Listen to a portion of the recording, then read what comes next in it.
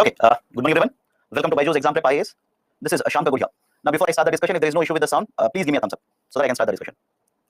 If there is no issue, please let me know. Either thumbs up, Y yes, alphabet yes, or alphabet Y, anything is okay. Done. Thanks a lot. Let's start. So before we continue with the discussion, what we discussed yesterday. What did we discuss yesterday? We started with the concept of taxation. Okay, idea of taxation. Now in taxation, what we have discussed, what is a tax? What's a tax? It's a charge or a levy that is imposed by the government. It could be imposed by the government on people, that is individuals such as you and me, can be imposed on a company, can be imposed on investors, etc. etc. etc. So whenever government will impose a charge like this, that is called as a tax. And why does government impose a tax? It imposes a tax because government wants to collect revenues. And they want to collect revenues so that they want to spend on road, social welfare, etc. That is the precise reason why government imposes taxation and collects a lot of these taxes. Then we have discussed the idea of a tax base. What is the idea of a tax base?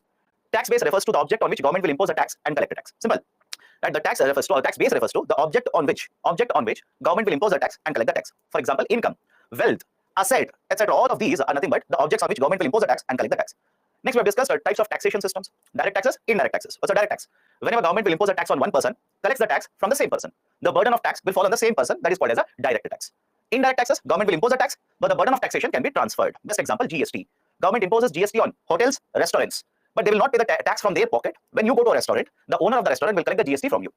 The government imposes a GST on this bottle. That is the seller who is selling the bottle. But the government, when they impose it, the shopkeeper will not pay that, let's say 10 rupee or 20 rupee from their pocket. They'll simply collect it from you when you will purchase this bus, when you will purchase this product. Okay, so that is the basic idea of a direct tax and indirect tax. Then there is a concept of surcharge and assess. Surcharge is a tax or a charge that is imposed by the government in addition to, generally these are accompanied by the normal taxes. The objective here is government wants to impose more taxes in addition to existing taxes. The reason is government feels there is a more potential to collect taxes, and so government will impose and collect a surcharge. And what about cess? Cess is basically the idea or a charge or a tax that is basically imposed by the government with a certain objective to meet. They want to meet certain objective, right? For that, they are going to impose and collect the taxes, right? And whenever that objective is met, government may continue or discontinue the concept of cesses. But in addition to these, I've told you surcharges, cesses, whenever they're imposed by the government, these are not part of the divisible pool of taxes, right? From the divisible pool of taxes, the distribution is done between the center and the state, but these are not part of the divisible pool of the taxes, which means when the central government imposes such taxes, it is entirely the power of the center whether to utilize complete amount or distribute it with the states. Then we have discussed the safeguarding duty, the anti-dumping duty, and the countervailing duty. Anti-dumping, because there is a dumping activity, government will impose certain taxes on these imports, right, in order to protect, in order to increase right the market prices. Then countervailing duty, subsidies are given by the government, that is exporting government. We want to offset it. We want to basically offset it. That is basically countervailing duty. And a safeguarding duty, imports suddenly surge. I repeat, imports suddenly increase or surge. As a result of this, domestic market would be affected. So government would be imposing taxes in order to protect domestic market. That is safeguard duty. So after that, we started with the discussion of certain types of direct taxes. We'll have a lot of discussion today on the concepts. Focus now. We started with the Income Tax Act of 1961, done. Then within the Income Tax of 1961, we were discussing corporate taxes. That is, in the corporate tax, government has allowed certain companies, it's an option. Government has allowed certain companies to pay corporate tax rate at 22%. And we were discussing what are the benefits associated with that and what are the issues or concerns associated with that. The benefits are done. Let me start with the issues or concerns. First one, the tax receipts of the government will automatically come down. I repeat, the taxes collected by the government automatically will come down. It should not be very difficult. For example, tell me, will government collect more taxes at 30% or 22%? Let me know. Will the government collect more taxes at 30% or 22%? Collect more taxes, right? Arre baba. So government will collect more taxes at 22%. My dear, they'll collect more taxes at 30%. What is the argument? Right, when you impose 22%, you'll collect more taxes compared to when you impose 30%. How? It's a very straightforward question. So government would collect more taxes when you have 30% tax rate. But government, when it will reduce, give an option to the company that you can pay 22%, don't you think automatically the amount of taxes collected by the government will come down? Is it okay? Amount of taxes the government will be collecting will be coming down. That is basically the argument here. The amount of revenues that the government will collect will be affected. And is it true? Of course, yes. Various experts have stated that with Government of India giving an option, right? Government of India will be giving an option of 22%. The government will end up collecting more than 1 lakh crore rupee lesser. Is it okay? Government will be collecting more than 1 lakh crore rupee less amount in taxes. Second one is, we expect that with reduction in the tax rate, the investments will suddenly increase in India. Foreign companies will be more interested in India. They'll start investing in India. The argument is the investments will increase not only because of taxation. There are various factors which will have an impact on investment in the economy. For example, sir, how do you say that? Let's imagine you have 1,000 crore rupees. I hope you understand this. Let's imagine you have 1,000 crore rupees. You're a crorepati. Now you want to invest in India. You will be worried about how much taxes you will pay when you earn profit in India. But in addition to that, you'll also be worried about how easy it is to acquire land in India. If you disagree, please do let me know. How easy it is to acquire land in India. Sir, why? Why should I be worried about land acquisition? You want to set up a manufacturing facility. Don't you want land for it? What is the cost of labor in India? What are government policies in India? What are the government policies? Sir, why government policies? Why are you writing it? Simple, have a look at this. Imagine Government of India will allow you to invest in India. Government will ask you to pay lower taxes. But what if government says half of the raw material, you'll have to take it from domestic market itself? I'll repeat the example. Government will tell you, okay, you can invest in India. You don't have to pay 30% taxes. You can pay only 22% taxes. But what if government says, now half of the raw materials that you will purchase, you'll have to purchase from India itself. You do not have any option. You'll have to purchase from India itself. Now, what if the quality of raw material that is available in India is not qualitative enough? What if the cost of the raw material that is available in India, it is comparatively costlier? Means if you import the same raw material, even with imported taxes, it is cheaper for you rather than purchasing from the domestic market. don't you think such kind of policies will automatically have a negative impact on the investments in India? Please do let me know. Participate and please do let me know so that I can understand that you have understood and I can go forward. So the argument is simple here. Taxes are reduced, and we expect investments to come in India. But only taxation will not attract investments. There are a lot of other issues that will help in attracting investment. And in case of India, there is problem with all the other factors. For example, take labor here. Take the labor. Imagine you will invest 500 crore rupees in India, set up a manufacturing facility. Would you want a skilled labor or not? Do you want a skilled labor or just any labor? Of course, you would want skilled labor. But in case of India, one of the biggest problems is availability of skilled labor. Right? The labor is available. People are willing to work. But what about availability of skilled labor? That is a problem in case of India. Why it is happening? What are the reforms taken by the government, etc., etc. We'll have a look at it later. Please don't worry. We'll have a look at the labor issues in India. But what I'm trying to tell you here is, with lowering of the corporate tax rate, we expect a lot of investments to come in India. But the investments will not be improving or will not be coming only because you have reduced the taxation. There are so many other factors that will have an influence over the inflow of investment. So government should take also certain measures under all these heads. Can I connect it to current affairs? All of you heard of a bullet train project? Right? Bullet train project. How many have heard of it? Initially, when the proposal was given by the government, we were supposed to start the bullet train project by 2023. Check it. By 2023, we were supposed to start it. How many have read the current affairs regarding bullet train project? 2023, we are in 2023, by the way. Right? Do you think we are going to start the bullet train project this year? Absolutely no.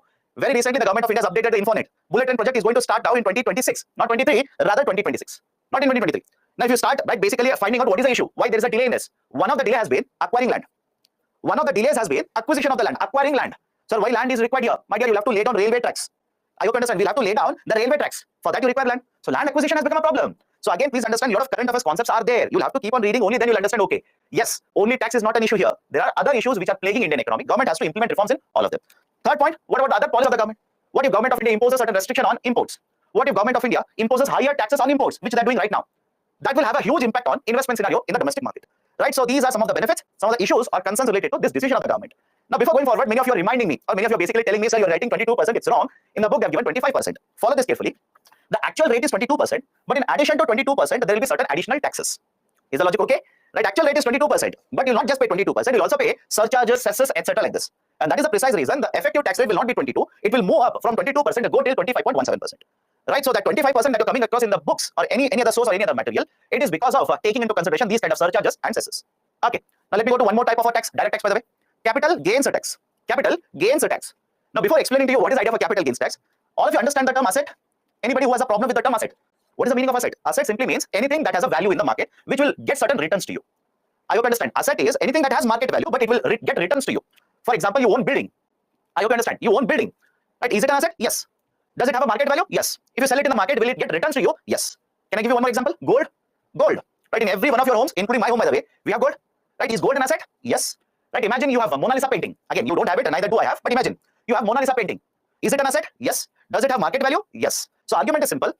There is a asset like this. You will sell the asset in the market. You will fetch a certain returns. It will get certain returns to you. It will fetch returns or profits to you. So have a look at this. This asset, whenever it is sold, and you earn returns. Returns in simple terms, nothing but profits. I'll give a simple example. Imagine you'll purchase a land. You'll purchase a land today. And you'll pay how much? Let's say 2 crore rupees for this land. You'll pay 2 crore rupees, purchase the land. And after 2 years, you will sell the land, not at 2 crore rupees, let's say at 3 crore rupees. You purchased at 2 crore, you sold at 3 crore. First and foremost, answer to my question, did you make profits or not? Let me know. Did you make profit or not? And I'm not taking very difficult numbers, I'm taking simple numbers. Right? I know early morning you don't like to calculate. Yes, you made certain earnings or profits. Now, rather than calling it as a profit, I'll refer to this as gains. Is it okay? Rather than calling this as profit, I'll refer to this as gains.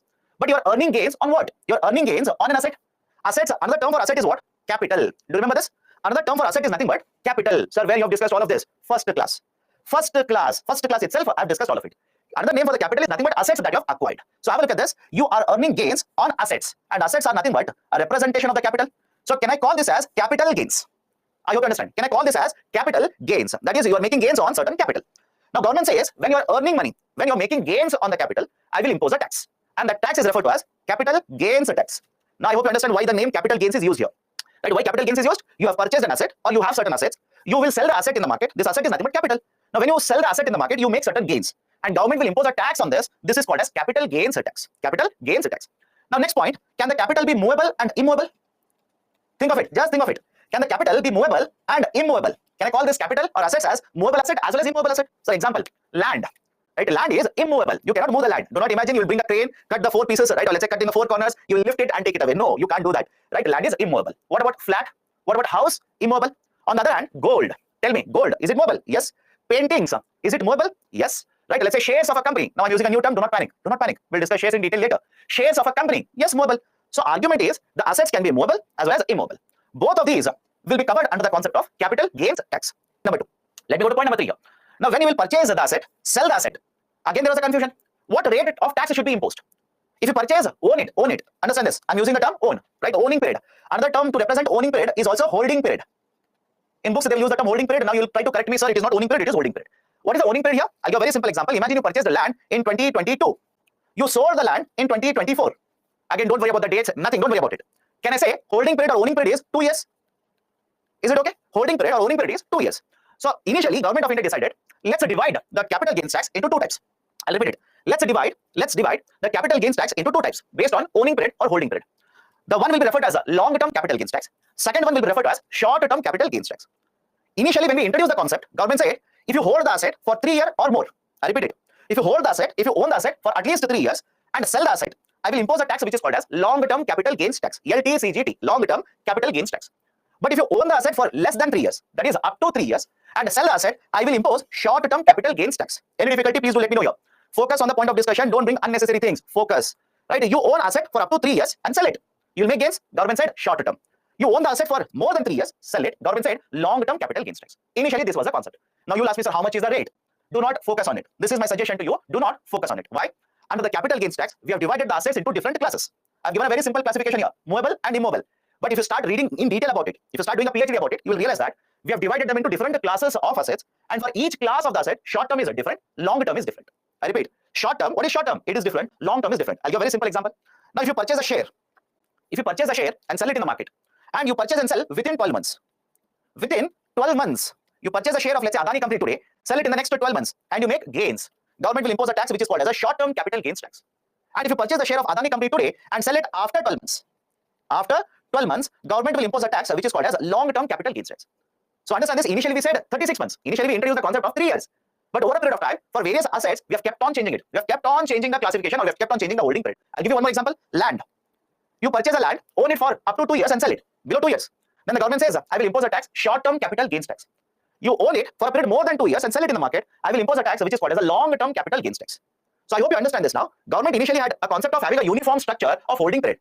But over a period of time, based on the requirement in the market, government through amendments have kept on changing the holding period. Number of assets in the classification are many. Rates which are applicable are also different. The holding period is also different for one set to another set. Now let me ask you a very simple question based on this. Do you think this structure is easier or difficult? Let me know. Right, I'm telling you, different assets are there, asset classes are many. Right, and from one asset to another asset, the time period changes. The rate which is applicable also keeps on changing. Right, that is from one asset to another asset. Is the structure easier? No, it is very difficult. It is very complicated. In simple terms, it is very complicated. That's the reason we were expecting government to make changes in the capital gains tax in the recent budget. On the 1st of February, government announced the budget. Many experts were basically saying we might see government will make changes in the capital gains tax structure. We will make it much more easier. We will make it much more uniform. We will have the same holding period for all the assets, etc., etc. Has it been done by the government? Absolutely no. Government of India has not made any changes. Even today, the same concept of capital gains tax structure is there in the implementation. Done. So this is basically the concept related to idea of a CGT, capital gains tax. Next is the idea of a tax avoidance. Is a TV an asset? My dear, will you purchase TV to sell TV? You tell me. As a household, will you purchase TV to sell TV? And again, basic, you apply basic right understanding. No, why do you want to complicate everything? How many of you will purchase this bottle? Now you ask me, sir, bottle has market price. You told market price, asset has a market price. So the bottle that you're holding has a market price. Is it an asset? Let me ask you a counter question. Will you purchase the bottle to sell the bottle? Think of it. Will you purchase a bottle to sell a bottle? No. But will you purchase a land? One of the objectives will be, right, maybe in the future the price would be very, very high. I will sell it. Right, so argument is simple. Do not complicate everything. Do not complicate everything. So on bottle, government will always impose a tax. There is always a GST. There's always a GST. When you purchase, government always has imposed a tax. Okay, done. Let me go to the next concept here. Tax avoidance. Very important. We'll discuss a lot of current affairs ideas here. Let's start. What do you mean by tax avoidance here? Let me start with the definition first. Tax avoidance is where the burden means amount of taxes paid. So the burden of tax or the payment of tax has become lower because of actions taken by the taxpayer. Follow the definition carefully. Tax avoidance means what? The amount of taxes I will pay to the government because of my actions has come down. Any difficulty? Because I've done something. As a result of that, right, the tax burden has come down. And whatever I've done, whatever actions I've taken, these are not illegal. These are not illegal. Because there are certain loopholes in the system, I'm going to use the loopholes. I'll give you examples, have patience with it. So let me define it again. What is the tax avoidance? The tax burden of a taxpayer because of their actions will go down. And whatever actions have been taken by the taxpayer, these are not illegal. None of them are illegal. In contravention to this, there is one more concept, tax evasion. In contrast to this, there is one more term called as tax evasion. What is the tax evasion? tax evasion refers to certain actions of the taxpayer where the tax burden will come down, but whatever actions are taken, these are illegal. Is it okay? Right? Understand the difference between tax avoidance and tax evasion. Both are not one and the same. In tax avoidance, there is a loophole in the system. You are going to use or abuse the loophole. You are going to exploit the system. Whereas in case of tax evasion, you are taking certain actions which are illegal in nature and you are reducing the tax payment. Let me give you a very simple example. Let me start with tax evasion. Imagine your income is 10 crore rupees. Your taxable income is 10 crore rupees. Now, rather than reporting 10 crore rupees to the government, what if you simply report 5 lakh rupees as your income? Let me know. Right? Let me know. Your income is actually 10 crore. You're supposed to pay taxes on 10 crore rupees to the government. You will not report to the government 10 crore rupees. You will simply report 5 lakh rupees as your income and pay taxes to the government.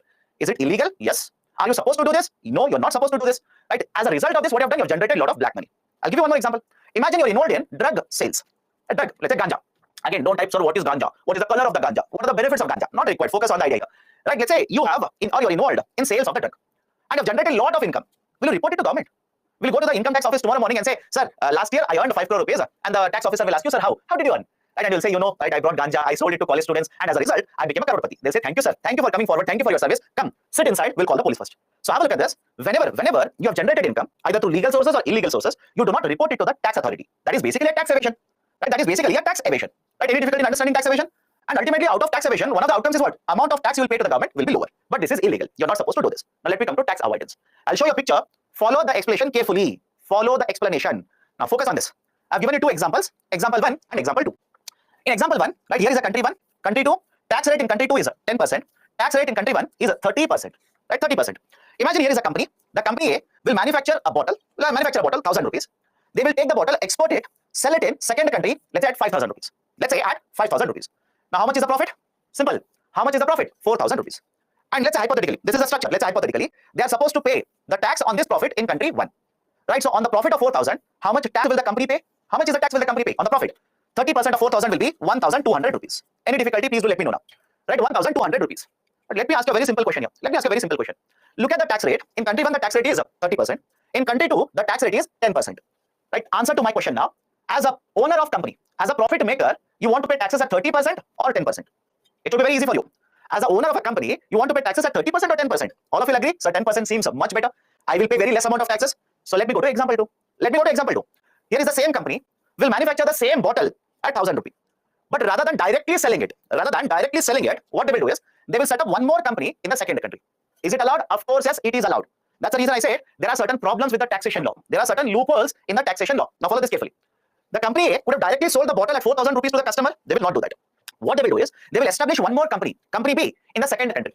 Now company A will manufacture the bottle at 1,000, sell it to company B at 1,200 rupees. How much is the profit earned by company A? How much is the profit earned? 200. Now what the company B will do is, same bottle, they will sell it at 5,000 rupees to the customers in the second country. How much is the profit earned by company B? How much is the profit earned? Company B will earn a profit of 3,800 rupees. Now have a look at what is the tax on this. Please have a look at how much taxes the company will pay. The company A will pay 30% of 200. 30% of 200 how much? 60 rupees. 30% of 200 is nothing but 60. And company B will pay 10% of 3,800. That is how much? 380 rupees. Now, if both the companies A and B are owned by the same person, right, there is one more company which owns both company A and B.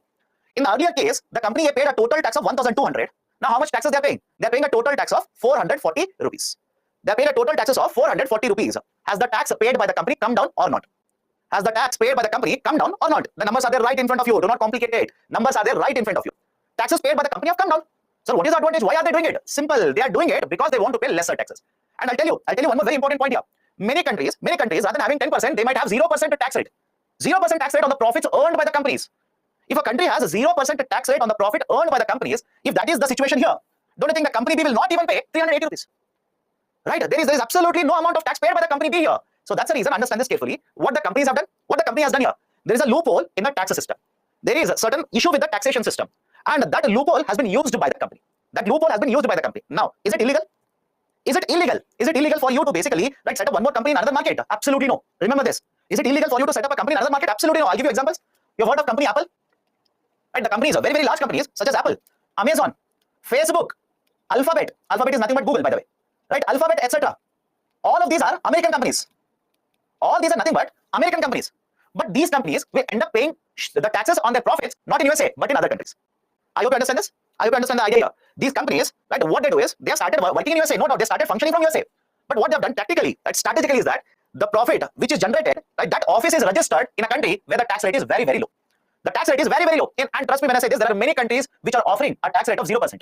Many countries which are offering a tax rate of 7%, 8% on your profit. So if you're the owner of the company, why would you want to pay taxes at 22, taxes at 35, or even 15 when you can pay 0% tax rate? That is the precise reason. What they do is they will abuse, they will exploit the taxation law, set up the office in a country where the tax rates are negligible, 0%, and ensure that it is that office which will report profit, thereby ensuring very, very negligible amount of taxes are paid by the same company. Okay, so that is basically the idea of a tax avoidance. Any difficulty here? Any difficulty? Right, so this is how companies will abuse the law, exploit the law in order to, right, basically reduce the tax liability. It is not illegal.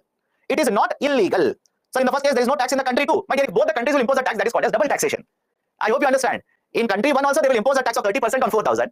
Country 2 will also impose a tax of 10% on 4,000. Can I call this as a double tax? Is the logic okay? Can I call this as a double taxation? So generally, I'll discuss this later also, don't worry. Okay, anyway, since you've asked, let me explain it here. So have a look at this. Have a look at this. There is something called as a double taxation avoidance agreement. Double taxation avoidance agreement. DTAA, double taxation avoidance agreement. In short, DTAA. Now, what is this double taxation avoidance agreement? Let me show the example here itself. In the example 1, the company has earned profit of how much? 4,000 rupees. Any problem with this? The company has earned profit of 4,000 rupees. Now, the profit of 4,000, if government of country 1 and as country 2 impose the tax, same profit, 4,000. If 2 countries or 2 governments will impose a tax, can I call this as a double taxation? Is it okay? Can I call this as a double taxation? And you tell me now, as a manufacturer, as an investor, as a profit maker, you'll be happy with the double taxation. How many of you say, sir, double taxation is good for me? I'm the owner of a company, but it is good for me. Absolutely no. As a result of this, can I say investment would be affected? All of you agree? As a result of this, investment would be affected. Investment will be affected. Right? Trust me, investment will be affected. You may think, no, sir, it will not get affected. It will be affected. Trade would be affected. Right? Trade would also be affected. There will be a lot of uncertainty about taxation policies. Because if both the countries are imposing tax on the same profit, what in the next budget, country 2 will also increase the tax rate to 30%. Have a look at this. Right? What if country 2 in the next year also will increase the tax rate to 30%? A lot of uncertainty will be created. So in order to avoid all of this, governments across the world, for example, government of India, will have an agreement with other governments. Government 1, government 2. They will have the agreement. Where in the agreement, they will divide the tax base. Let me know if you understand this statement or if you don't understand it. Right? The government 1 will have an agreement with the government 2, where they will divide the tax base and they will say, on this tax base, I will impose a tax. And government 2 will say, on this tax base, I will impose a tax. Is it okay? Is it okay? Right? The argument is the tax base will be divided, now ensuring that the double taxation will not be a problem. This is called as double taxation avoidance agreement. Right? This is referred to as double taxation avoidance agreement. Does it have a double taxation avoidance agreement? Yes. Multiple DTAs we have signed. Do not by heart, right? It's not important. Okay, so concept is relevant, not the number here. Okay, so this is how companies will basically try to avoid the taxes, and this is called as tax avoidance. This is called as a tax avoidance. Now, both company A and company B are owned by the same company. So basically, company or let's say company XYZ, company A and company B is owned by one more company XYZ. So company XYZ is ensuring that the amount of taxes that their companies are paying are very, very low. And please understand, it's basically to avoid the taxes. It is not illegal. It is not illegal. It is perfectly legal. Okay. There is one more term here. Please remember this. Transfer price. Okay. Right. One more term here. Transfer price. What do you mean by transfer price? Focus on this concept carefully. Company A is selling good or a service to company B. It's a statement. I'm not asking. It's a statement. Company A is selling certain good or service to company B. And when company B will purchase the good or service, company B will pay money for it. That amount that is decided or the price that is given, it is called as a transfer price. Is it okay? Is it okay? Let me know. Company A is selling a good or a service. Company A is selling a good or a service to company B. And when company B will purchase the good or service, certain price is paid by the company B. That price is called as a transfer price. So why should we understand the concept of a transfer price? Let me ask you a question here. If you try to sell something to me, will you not try to sell it at as higher price as possible? I hope you understand. When you sell something to me, you're an independent company or you're a different company, I'm a different company. You want to sell the bottle to me. Will you try to sell it at as lower prices or as higher prices as possible? You'll try to sell it at as higher prices as possible. Why? You want to earn a profit. You want to earn profit. Now, can I simply say, whenever companies are not connected, connected in the sense not related, whenever the companies are not related, transfer prices are determined based on market forces. It okay? I'll repeat it again. Whenever companies are unrelated, not connected to each other, the transfer prices are determined by market forces. That is, you want to earn more profit. I want to reduce the price so that I will not be paying more amount to you, right? Thereby negotiating with you. Any difficulty in understanding this? Let me know. Any difficulty? But when there is a transaction between two related companies, when there is a transaction that is happening between two related companies, do you think they will be following market forces? Think of it. Right? You think they will be following the market forces? Do you think company A is selling the company B at 1,200 because company A wants to earn more profit? No, they want to earn lesser profit. They want to reduce the profit as much as possible. That is basically the argument here. The argument is whenever two related companies will have transfer pricing, I repeat, whenever two related companies will have transfer pricing, they are not negotiating, they are not determining the prices based on their requirement, based on the market forces. They might be involved in tax avoidance. That is the reason why tax avoidance is dangerous for countries. So give example. My dear, example is there right in front of your eyes. Right? I hope you understand. This is the irony of the situation. So give example. Have I not written the example on the board? Is it not there right in front of you? Company A is selling product to company B. I said the price that is decided is transfer price. So give example. My dear, 1,200 is a transfer price. Right? I don't understand. Why don't you focus on what is there in the board rather than continuously typing? I have a problem with you people continuously typing. Why? Because if you type, you will not listen to what I'm saying. Right? So when company A will sell the product to company B will pay the price? Yes or no? At least tell me that. Will the company B pay the amount to company A? Yes. Yet how much? 1,200 rupees. That is a transfer price. So when company 1 will sell the product to company 2 will pay a price. I said that price is called as a transfer price. But when the transfer price will take place between related companies, the problem is they might be doing this transfer price to avoid taxes. Is it okay? Right? The companies might be involved in the transfer pricing to avoid taxes. That is where the government is concerned. That is where there is a problem. Okay, so understand the next point now. Understand the next point. In order to address the issue of transfer pricing, which will lead to tax avoidance, Government of India has implemented so many other measures. Example 2, there is a double taxation. My dear, is a double taxation example 2? Right? How? You tell me. You tell me how you say there is a double taxation in the example 2. Are we imposing tax 2 times on the same profit?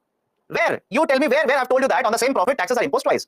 Observe, look at the calculation carefully before asking these kind of questions. There is no double taxation. Company A is paying a tax. Company B is paying a tax. Where is the double taxation here? Okay, so understand this is basically the idea of tax avoidance. Now, sir, what is the benefit of double tax avoidance and the double tax avoidance agreement? But yeah, I started with the problems of double taxation. And if countries will enter into double taxation avoidance agreement, don't you think all these problems will be resolved? Is it okay? Right? Don't you think these problems, which are the problems of double taxation, will be resolved? It is there right in front of you. Please keep on observing. Okay. Now, there is one more concept, BEPS. Okay. There is one more concept, right? BEPS, base erosion and profit shifting. What is this base erosion and profit shifting? Focus on this picture all over again. Focus on the picture. I will be discussing and then I'll be asking a question. So have a look at this. In the example 1, country 1 will earn a tax of 1,200 rupees. In example 2, country 1 will earn a tax of 60. Country 2 will earn a tax of 380. Now, can I say that when you move from example 1 to example 2, okay, when you move from example 1 to example 2, some of the profits have got shifted from country 1 to country 2. I'll repeat it again. When you move from example 1 to example 2, can I say that some of the profits have got shifted from country 1 to country 2? Agreed or not? Please do let me know. You should understand it. Profits have got shifted. And when profits will get shifted from country 1 to country 2, the country 1's taxes will automatically go down. The tax base of country 1 will automatically go down. And when the tax base will go down, the amount of taxes earned by the country 1 will also go down. This is called as base erosion and profit shifting, BEPS. Base erosion and profit shifting. I'll repeat it again, understand this carefully. What is base erosion and profit shifting? Companies will do certain arrangements, as a result of which profits will get shifted from one country where the tax rate is very high to another country where the tax rate is very low. And as a result of this, the tax base of country 1 will go down and the tax revenue collected by country 1 will go down. This is called as base erosion and profit shifting. Now imagine you are the prime minister of country 1 here. Imagine you are the prime minister, you have the government of country 1. Will you be happy with base erosion and profit shifting? Will you be happy with the base erosion and profit shifting? Of course no, you should never be happy. Why? What if you are a developing country? Go back to yesterday's discussion. I told you around 50 to 60% of your revenues, total money collected, will come from taxation. Around 50 to 60% will come from taxes. But what if these companies such as Apple, Amazon, etc. will be involved in tax avoidance? The amount of tax receipts collected by you will automatically go down. And it will have a huge impact on your expenses. It will affect your expenses because you are a developing country. And please understand this, understand this. Between developing country and a developed country is more dependent on taxes. I'll repeat it. Between a developed country and a developing country, it is the developing country such as India which is more dependent on taxation. Why developed countries such as USA will have many other sources to generate money? I repeat, a developed country such as USA will have many other sources to generate money. What about a developing country such as India? Very limited sources. And when you have limited sources, within that, taxation is the most important source. And when because of the tax avoidance, that is the base erosion and profit shifting, the amount of taxes collected by the government will go down, it will automatically have an impact on its expenditure. That's the reason the problem of base erosion and profit shifting is a problem for every country. It's a problem for every country. But it is a much bigger problem. It is a much bigger problem for a developing country compared to a developed country. So what we have done here, right? Follow the next point. Right? What we have done here is there are two groups. One is a G20. All of you heard of G20? Group of 20 countries. And the second one is OECD, Organization of Economic Cooperation and Development. Okay, OECD and G20. What this OECD and G20 have done is they have come together and they have come up with a framework. They have come up with certain guidelines, and that framework is referred to as BEPS Action Plan. That framework is referred to as BEPS Action Plan, Base Erosion Profit Shifting Action Plan. Right now, should you remember all these 15 points in the action plan? Please don't waste your time. Very, very technical in nature. You will take long time to by heart it. It's not needed for civil services. All you need to simply understand is G20 and OECD have come together. They have one framework now, which India is also implementing. USA is also implementing. Many other countries are implementing. In fact, I'll give you a latest reform under this. But this 15-pillar action plan is referred to as BEPS Action Plan. And in this 141 countries now are implementing this action plan. Now, one current affair is related to this. That is Global Minimum Corporate Tax. Global Minimum Corporate Tax. Right? That is GMCT. Now let me explain it. Follow the expression carefully. Imagine this is country 1 and this is country 2. Right now, corporate taxes in both the countries are 30% and let's say 28%. Right, 30% and 28%. Not much of a difference. Right, almost the same. Almost again. I'm not saying both are one and the same. Of course, 30 is greater, 28% is smaller. But don't you think there is no much incentive for the companies to relocate their profits? I hope you understand. When one country will impose 30%, another country will impose 28%, not much of a benefit. But what if I say country 2 will reduce it? Country 2 will reduce it to 15%. Country 2 will reduce it to 15%. Now, don't you think there is more incentive for the companies to relocate their profits from country 1 to country 2? Same thing can be said regarding country 3 also. Imagine in country 3 it was 25%. So companies will start using or abusing the tax laws, exploit the tax laws, start shifting the profit. You'll observe base erosion and profit shifting. Now country 3 will look at it and say, why should I stop? Why should I basically stop? Because country 2 has reduced. What I will do is, I will reduce from 25% to let's say 10%. I will reduce my tax rate from 25% to 10%. Now tell me what is the impact of it? Now companies will start shifting their profits from all the other countries into country 3. Now country 1 will look at it. They say, why should I stop? Country 1 will also reduce their tax rate to 5%. Now as a result of this, what will happen? Country 2, profits will get shifted here. Country 3, profits will get shifted here. Now, can I characterize this? What is happening here? Can I characterize this as a race to the bottom? I'll repeat it. Can I characterize as to what is happening in this example as a race to the bottom? What is the meaning of race to the bottom? Every country competitively are reducing the tax rate. But what is the impact of all of this? What is the impact of all of this? Impact is one, there is a base erosion and profit shifting. There is base erosion and profit shifting. Second, companies will use loopholes. Every company will now try to use a loophole, try to shift their profits into another country. And third one, as a result of all of this, don't you think all the 3 countries now collectively will be foregoing more taxes and collecting less taxes? I'll repeat it. As a result of all of this, all the 3 countries put together now will be losing a lot of taxes rather than collecting more taxes. This is the problem. This is the problem that is taking place. Right? Yesterday, for example, I told you, government of USA reduced the corporate taxes from 35% to 21%. Now there was a demand in India as well. Why are we taxing only 30%? Reduce it because USA has reduced it. So what we also have done, one option we are given 22%. And there are many other countries which are imposing a tax rate of 12%. Many countries which are giving you 0% tax rate. It is nothing but a race to the bottom. Nobody wins here. All we are trying to ensure is nobody is winning here. Every country will end up losing a lot of tax revenues. So in order to address this, now we have introduced the concept of global minimum corporate tax. India is a signatory of this. We are yet to implement it. We have agreed, let's do this, but we are yet to implement it. Because for that, every country will have to first agree, make changes in their domestic laws, then implement it. Now, what are the points under this?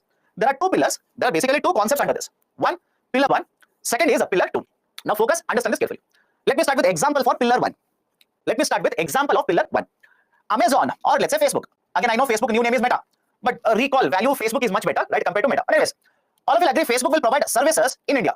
Let me know. Facebook will provide a lot of services in India. But when it comes to payment of taxes on the profits generated by the Facebook, they are registered somewhere else, not even USA.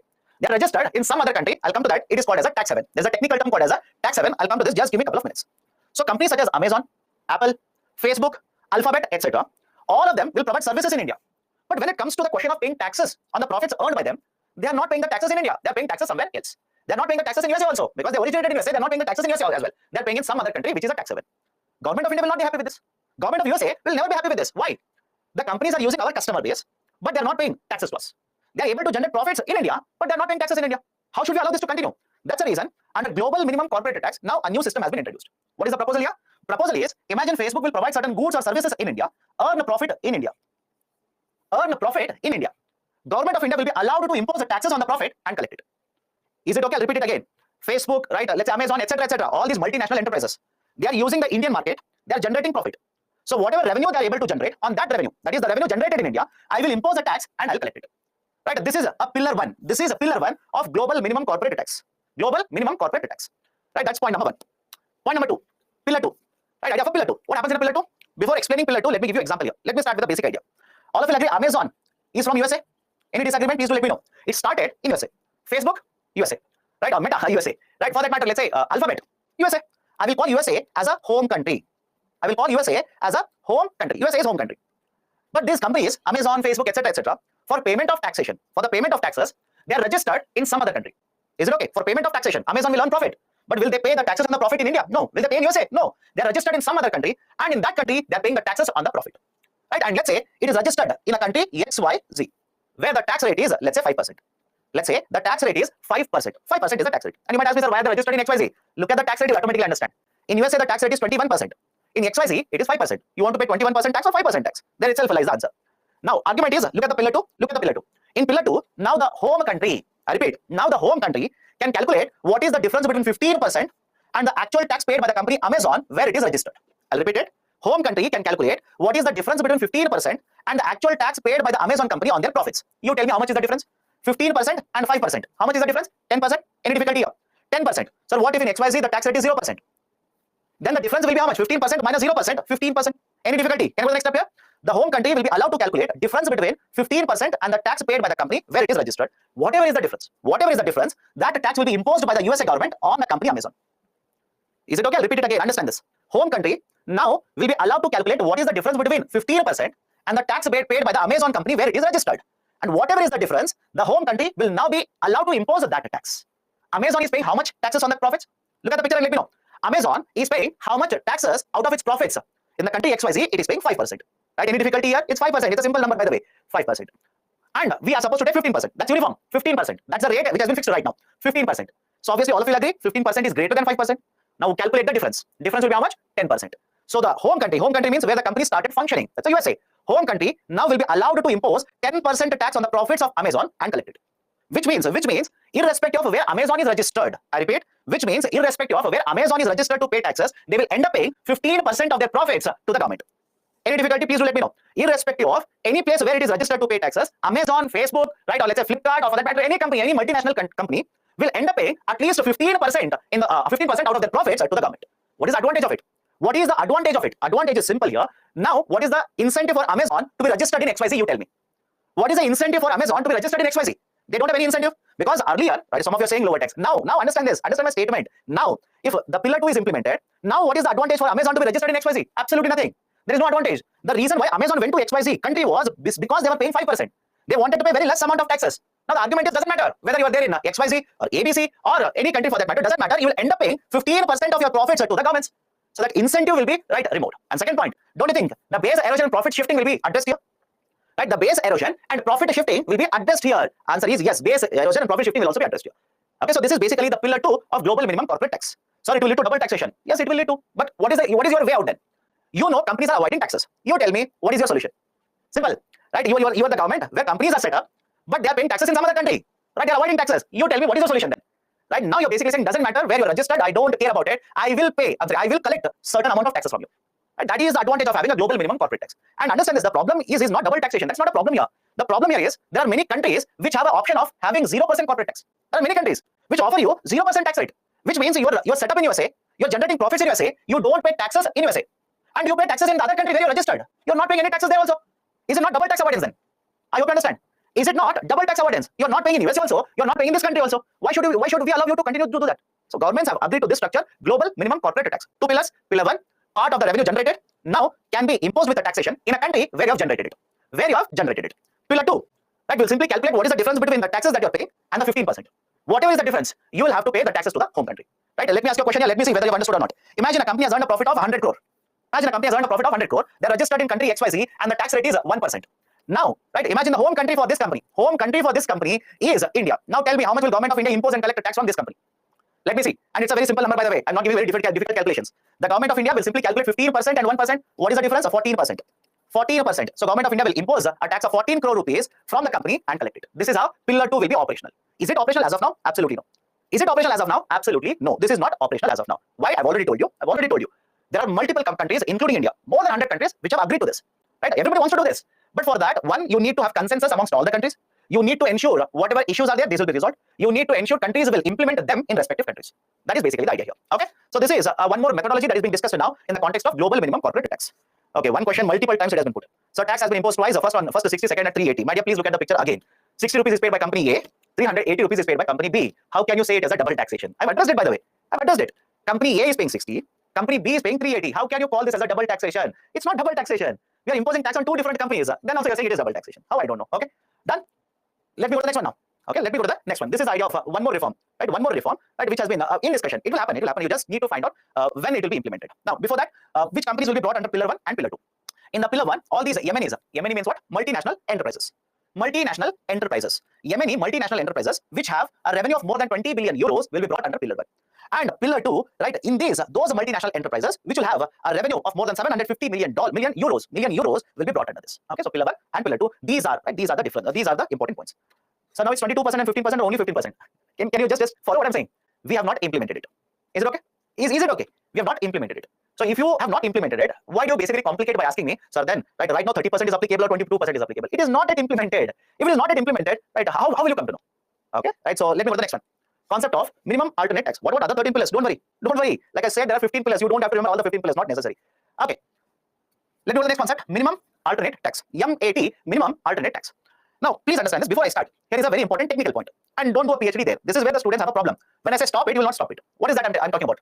Whenever you talk about taxation, you tell me a company will pay taxes on the profit. Is it okay if I say the taxation, right? The provisions related to taxation will come from Income Tax Act of 1961. Yesterday also we have discussed this.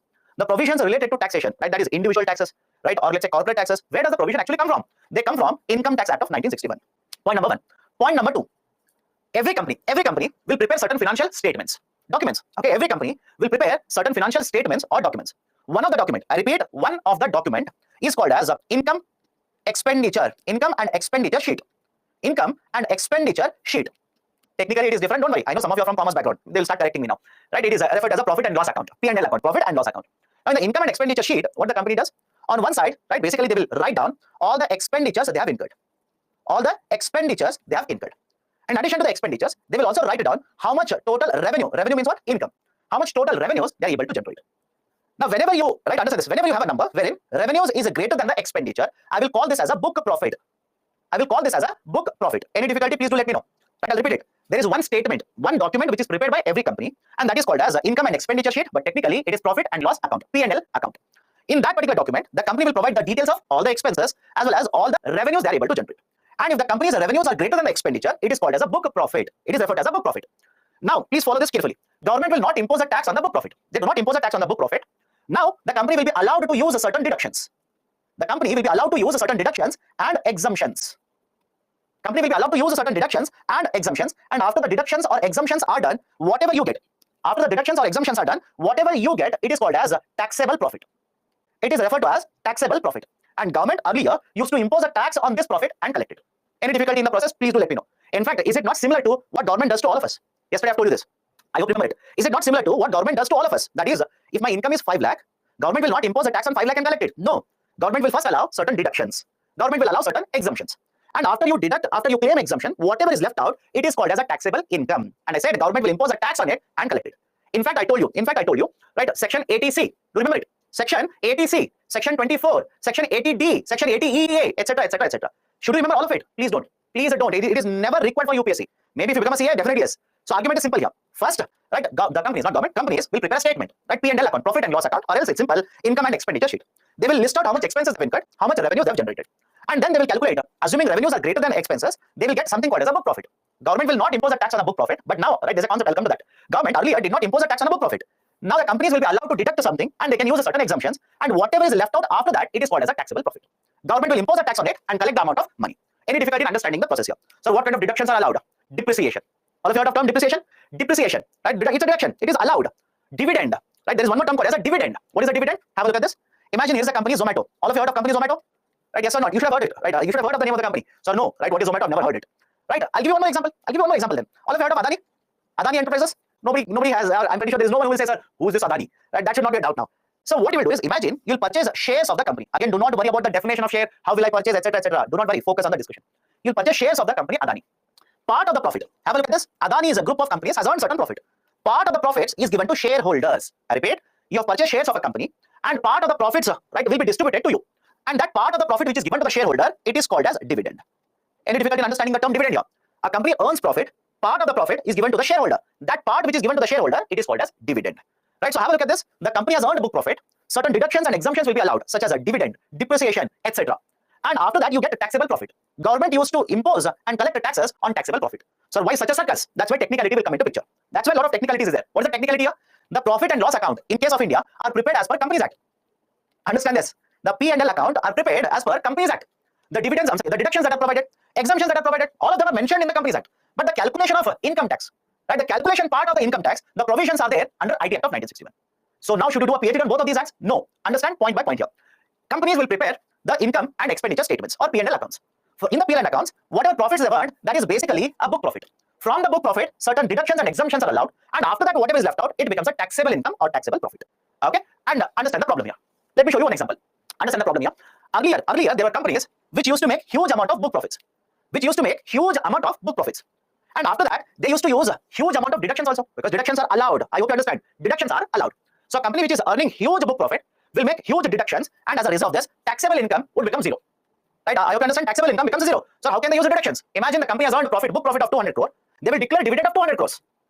Is it okay? One extreme example I'm giving. I'll repeat it. Company has earned a book profit of 200 crore rupees and the company declares a dividend of 200 crore rupees. Now tell me how much is the taxable income?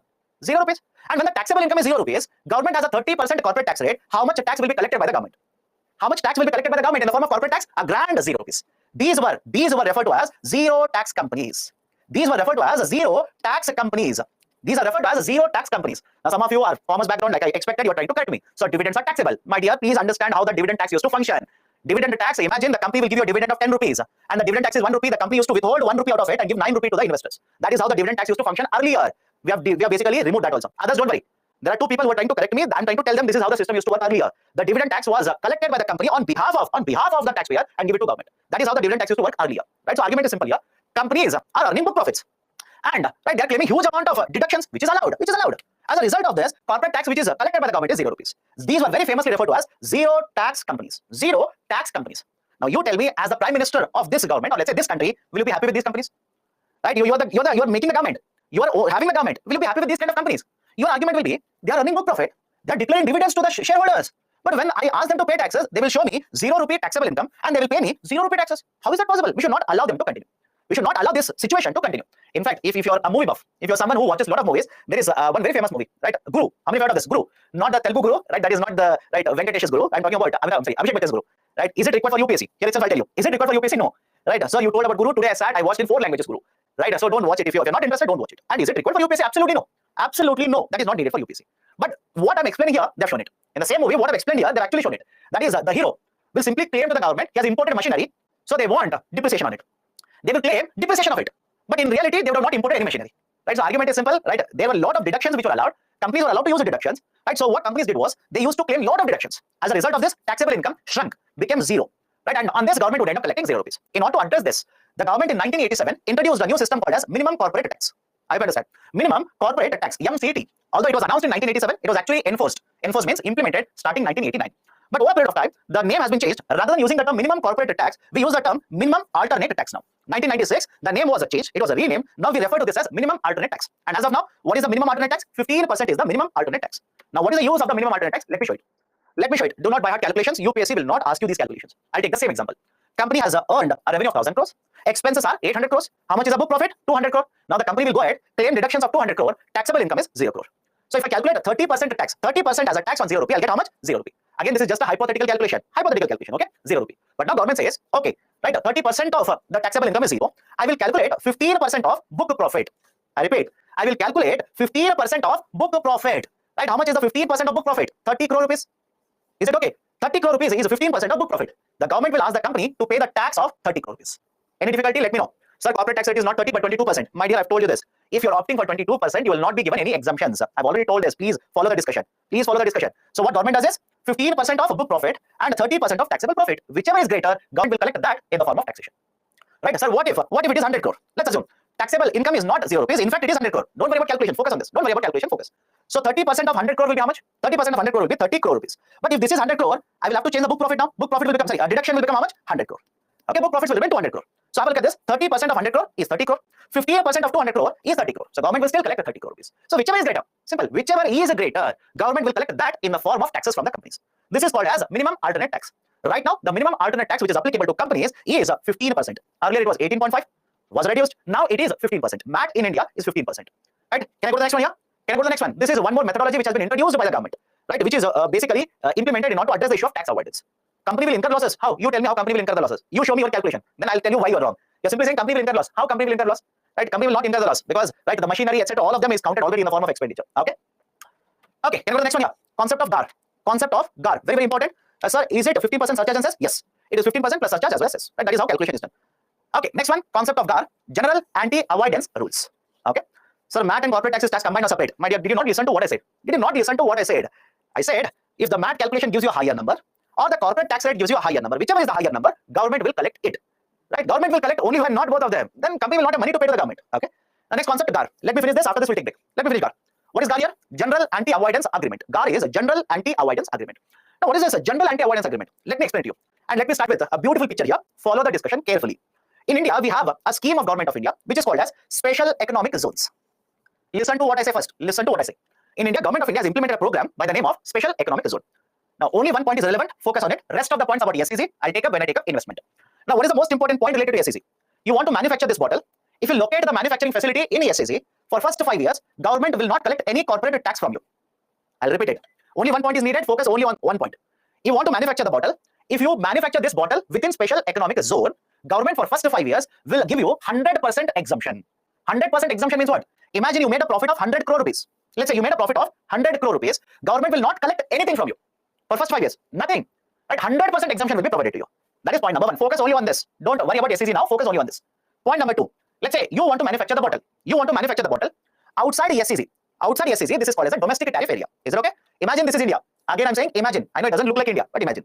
If government of India will identify this region as a special economic zone. If government says this is special economic zone, rest of India will be referred to as domestic tariff area. Any difficulty? Rest of India will be referred to as domestic tariff area. Now, if you manufacture the same bottle in the domestic tariff area, earn a profit of 100 crore rupees, how much taxes you will pay? 30%. You'll pay 30% of this profit in the form of taxes to government. Now come to this. Arey Baba, focus on the discussion. No, I don't worry about SEZ. You people are asking questions on SEZ. Don't hear what I say. I said SEZ will discuss in detail when I take up investment. Listen to what I'm discussing. And two people are typing, repeat GAR. I'm not even discussed GAR. And look at the irony of the situation. I'm yet to start the discussion on GAR. I've simply given you the long form.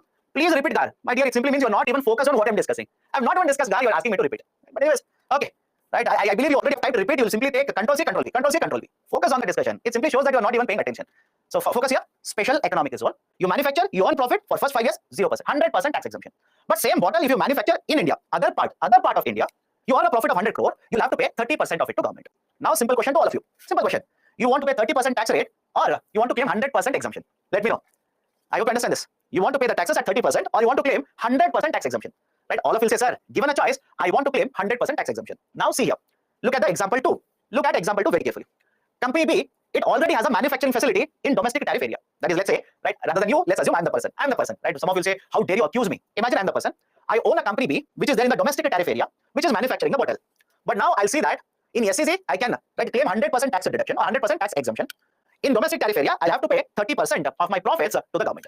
So what I'll do, just for namesake, I will open one manufacturing facility, right, in, let's say, special economic zone. I'll open manufacturing facility in special economic zone. So what I will do now is, company B is also owned by me. Company A is also owned by me. Now company B will manufacture the bottle, will sell it at very low prices to company A. I hope you understand. And is it allowed? Of course, yes, it is allowed, by the way. Okay. Company B will manufacture the bottle, will sell it at lower prices to company A, which is present in the special economic zone. And this company A will export it to international market, earn a huge amount of profit. Now two outcomes here. Because the company B, rather than directly exporting it, has sold it at lower prices to company A, don't you think company B's profits will shrink? Company B's profits will shrink. Point number 1, it is clear. Point number 2, company A is located in the special economic zone. What is the profit of company A now? Company A's profits will zoom. Company A's profits will increase. And how much taxes will the company A pay to the government? Company A will pay 0 rupee taxes to the government. Now tell me, is it not a kind of arrangement between company A and company B? I hope you understand.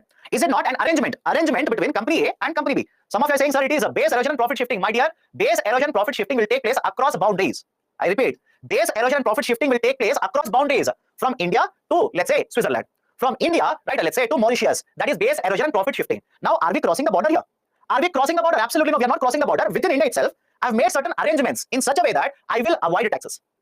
I hope you understand. I will avoid taxes. Right? Why I will avoid taxes? That is my nature. I want to pay less taxes to government. If I ask your choice, if I ask you people, you want to pay 1 lakh rupees or 1 rupee tax to the government. Many of you will say, sir, I want to pay 0 rupees to the government.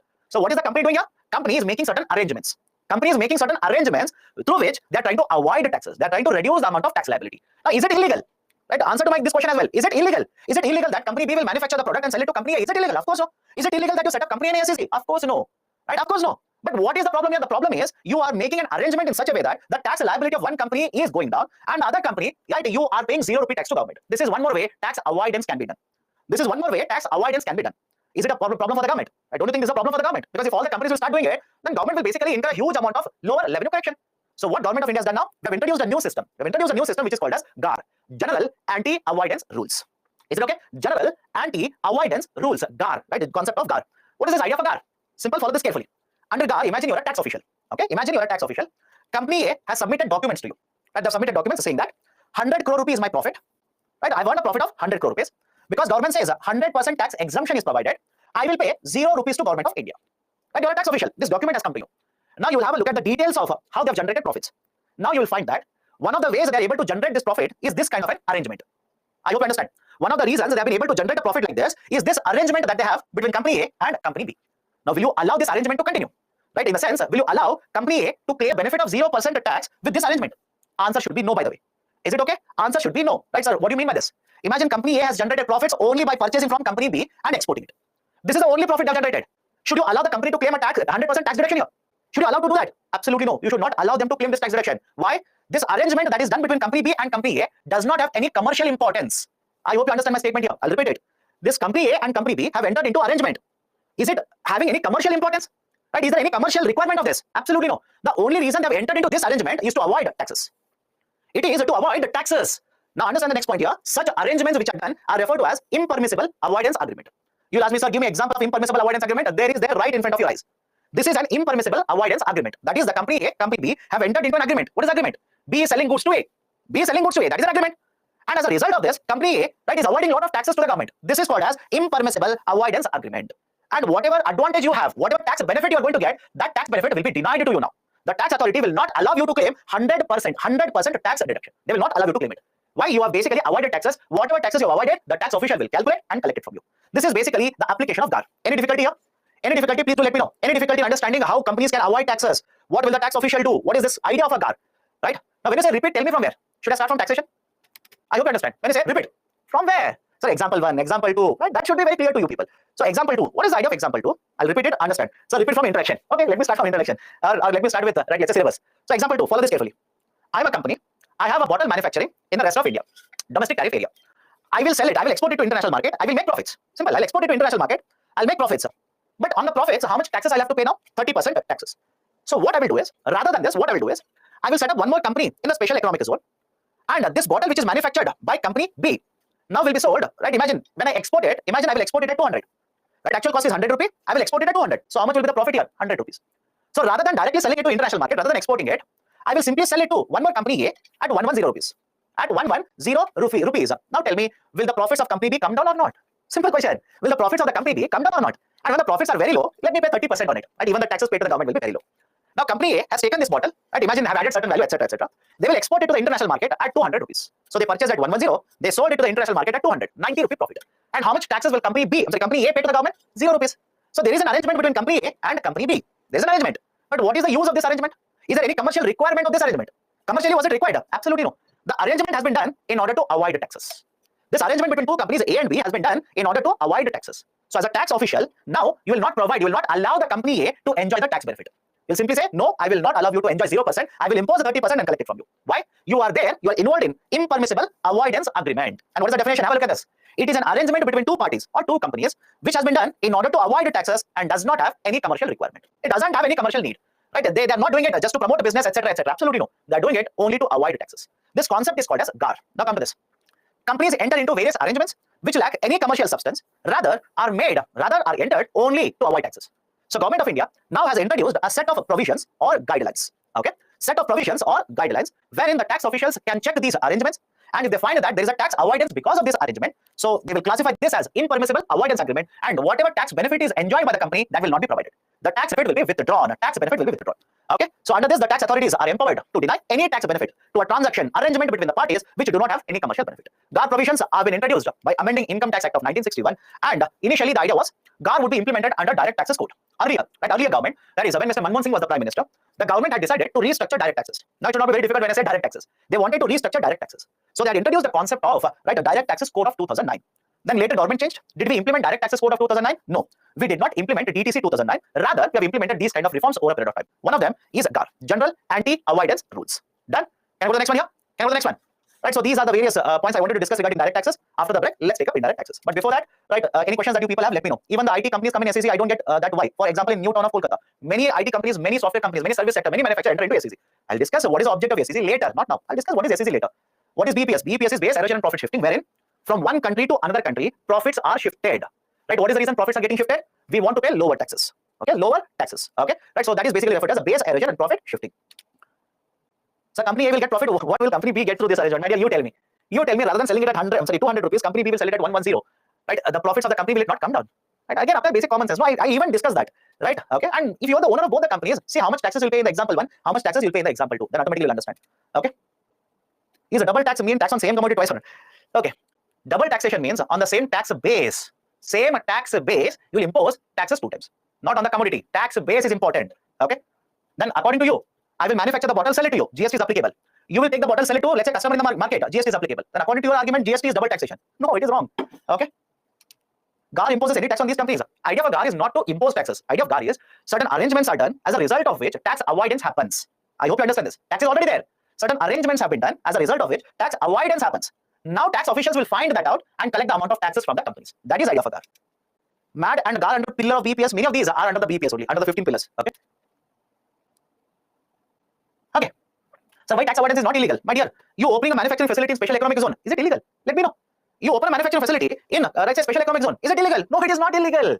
Right? Why should it be illegal? You tell me. You want to open up one more office in Switzerland, is it illegal? No, it is not illegal. Perfectly legal. Okay, done.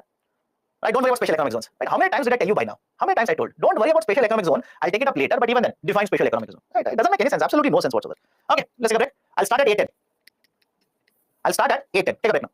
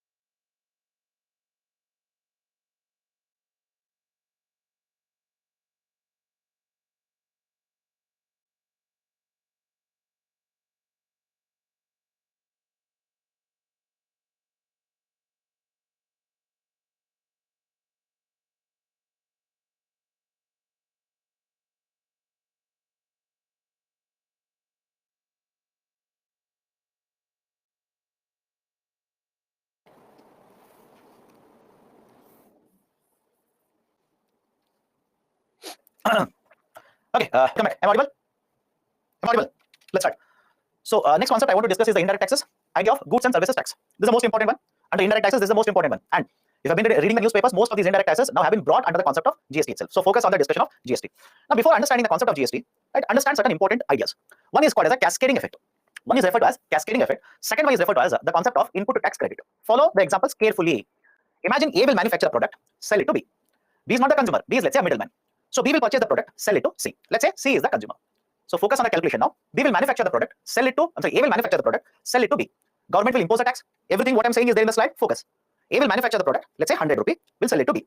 Government will impose a tax. How much? Let's say 10%. So when B will purchase the product, B will pay 100 plus 10 rupee tax. Now B will purchase the product, right? Add certain value means what? It could be a raw material.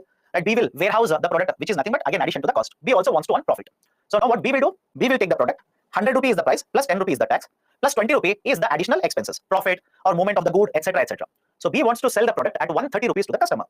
Now government will again impose a tax of 10% on the product. But have a look at this. When I say 10% of tax on 130 rupees, I repeat, when I say 10% tax on 130, within 130 there is already a tax of 10 rupee. There is already a tax of 10 rupee. Can I call this as tax on a tax? Is it okay? Can I call this a 10% tax imposed by the government on 130 rupees? Can I call this as a tax on a tax? Any difficulty, please let me know. Right, 130 rupees is there. Within 130 rupees, there is already 10 rupee tax. So if government will impose a 10 rupees again on 130 rupees, this is nothing but tax imposed on an existing tax. So whenever government under the sales like this, whenever sales are done and government will impose a tax on already existing tax, this is called as a cascading effect. This is called as cascading effect. And the problem with the cascading effect is, whenever we're talking about indirect taxes, always remember this, indirect taxes ultimately will fall on the shoulders of the consumers. I'll repeat it. Indirect taxes ultimately will be paid by whom? Will be paid by consumers. For example, you'll go to the market and purchase this bottle, let's say 150 rupees. Out of 150 rupees, let's say 30 rupees could be indirect tax itself. So whatever indirect taxes are there, right? Whatever indirect taxes are there, ultimately will be paid by the customer. So let me know now, if there is a cascading effect in the system, can I say the tax burden on the customers will be higher? I'll repeat the statement again. Let me know. If there's a cascading effect in the system, the tax burden on the customer in the market will be higher. The example is there right in front of you. Please have a look at it. In the first step, how much tax is collected? 10 rupee. In the second step, how much tax is collected? 13 rupee. So in this example, what is the tax burden on the customer? The tax burden on the customer is 23 rupees. That's a very high tax burden. So anyways, indirect taxes will have to be paid by the customers. But if there's a cascading effect in the system, the tax burden on the customer would be very, very high. Point number one. Point number two, earlier, understand the evolution here. Earlier, central government used to impose a tax on production, which was called as excise. Earlier, central government used to impose a tax on the production called as excise. And the state government used to impose a tax on the sales of the product. On the sales of the product. Now, please be very careful where excise is applicable, where sales is applicable. Do not be confused. Sales tax would be applicable on finished goods. I repeat, sales tax would be applicable on the finished goods. For example, let me check now. Let me check. Imagine you're a shopkeeper. You will sell the bottle to the customer. Is the excise applicable or is the sales tax applicable? Are you to understand this? It should not be very difficult. Is the sales tax applicable or excise is applicable? It is sales tax. Let me take one more example here. You are a manufacturer of the bottle. I will sell plastic to you. You are a manufacturer. I will sell plastic to you. You tell me excise or sales. Don't be fooled by the term sell.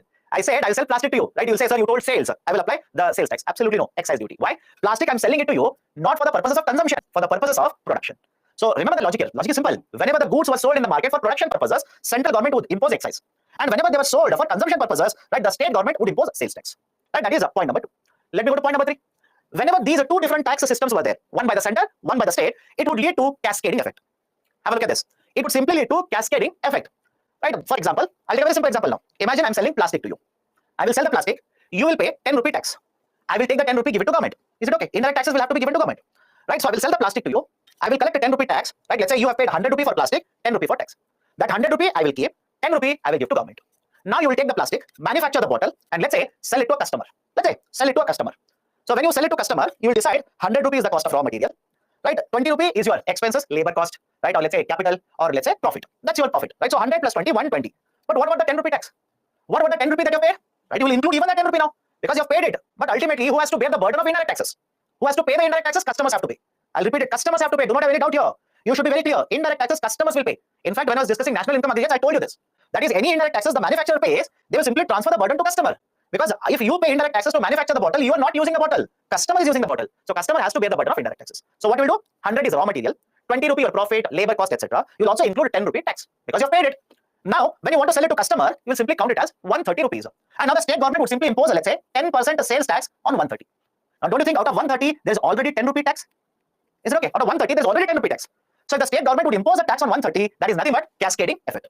As a result of this, burden of indirect taxes on the customers would be very, very high. And second problem, think of this. Think of this.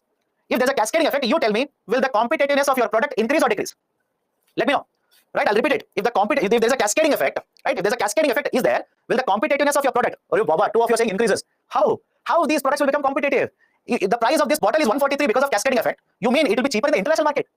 Will competitiveness of the product increase? No, my dear. Where are you looking at? Competitiveness will come down. Competitiveness will come down. So cascading effect has a problem. Simple. There's a problem. Okay.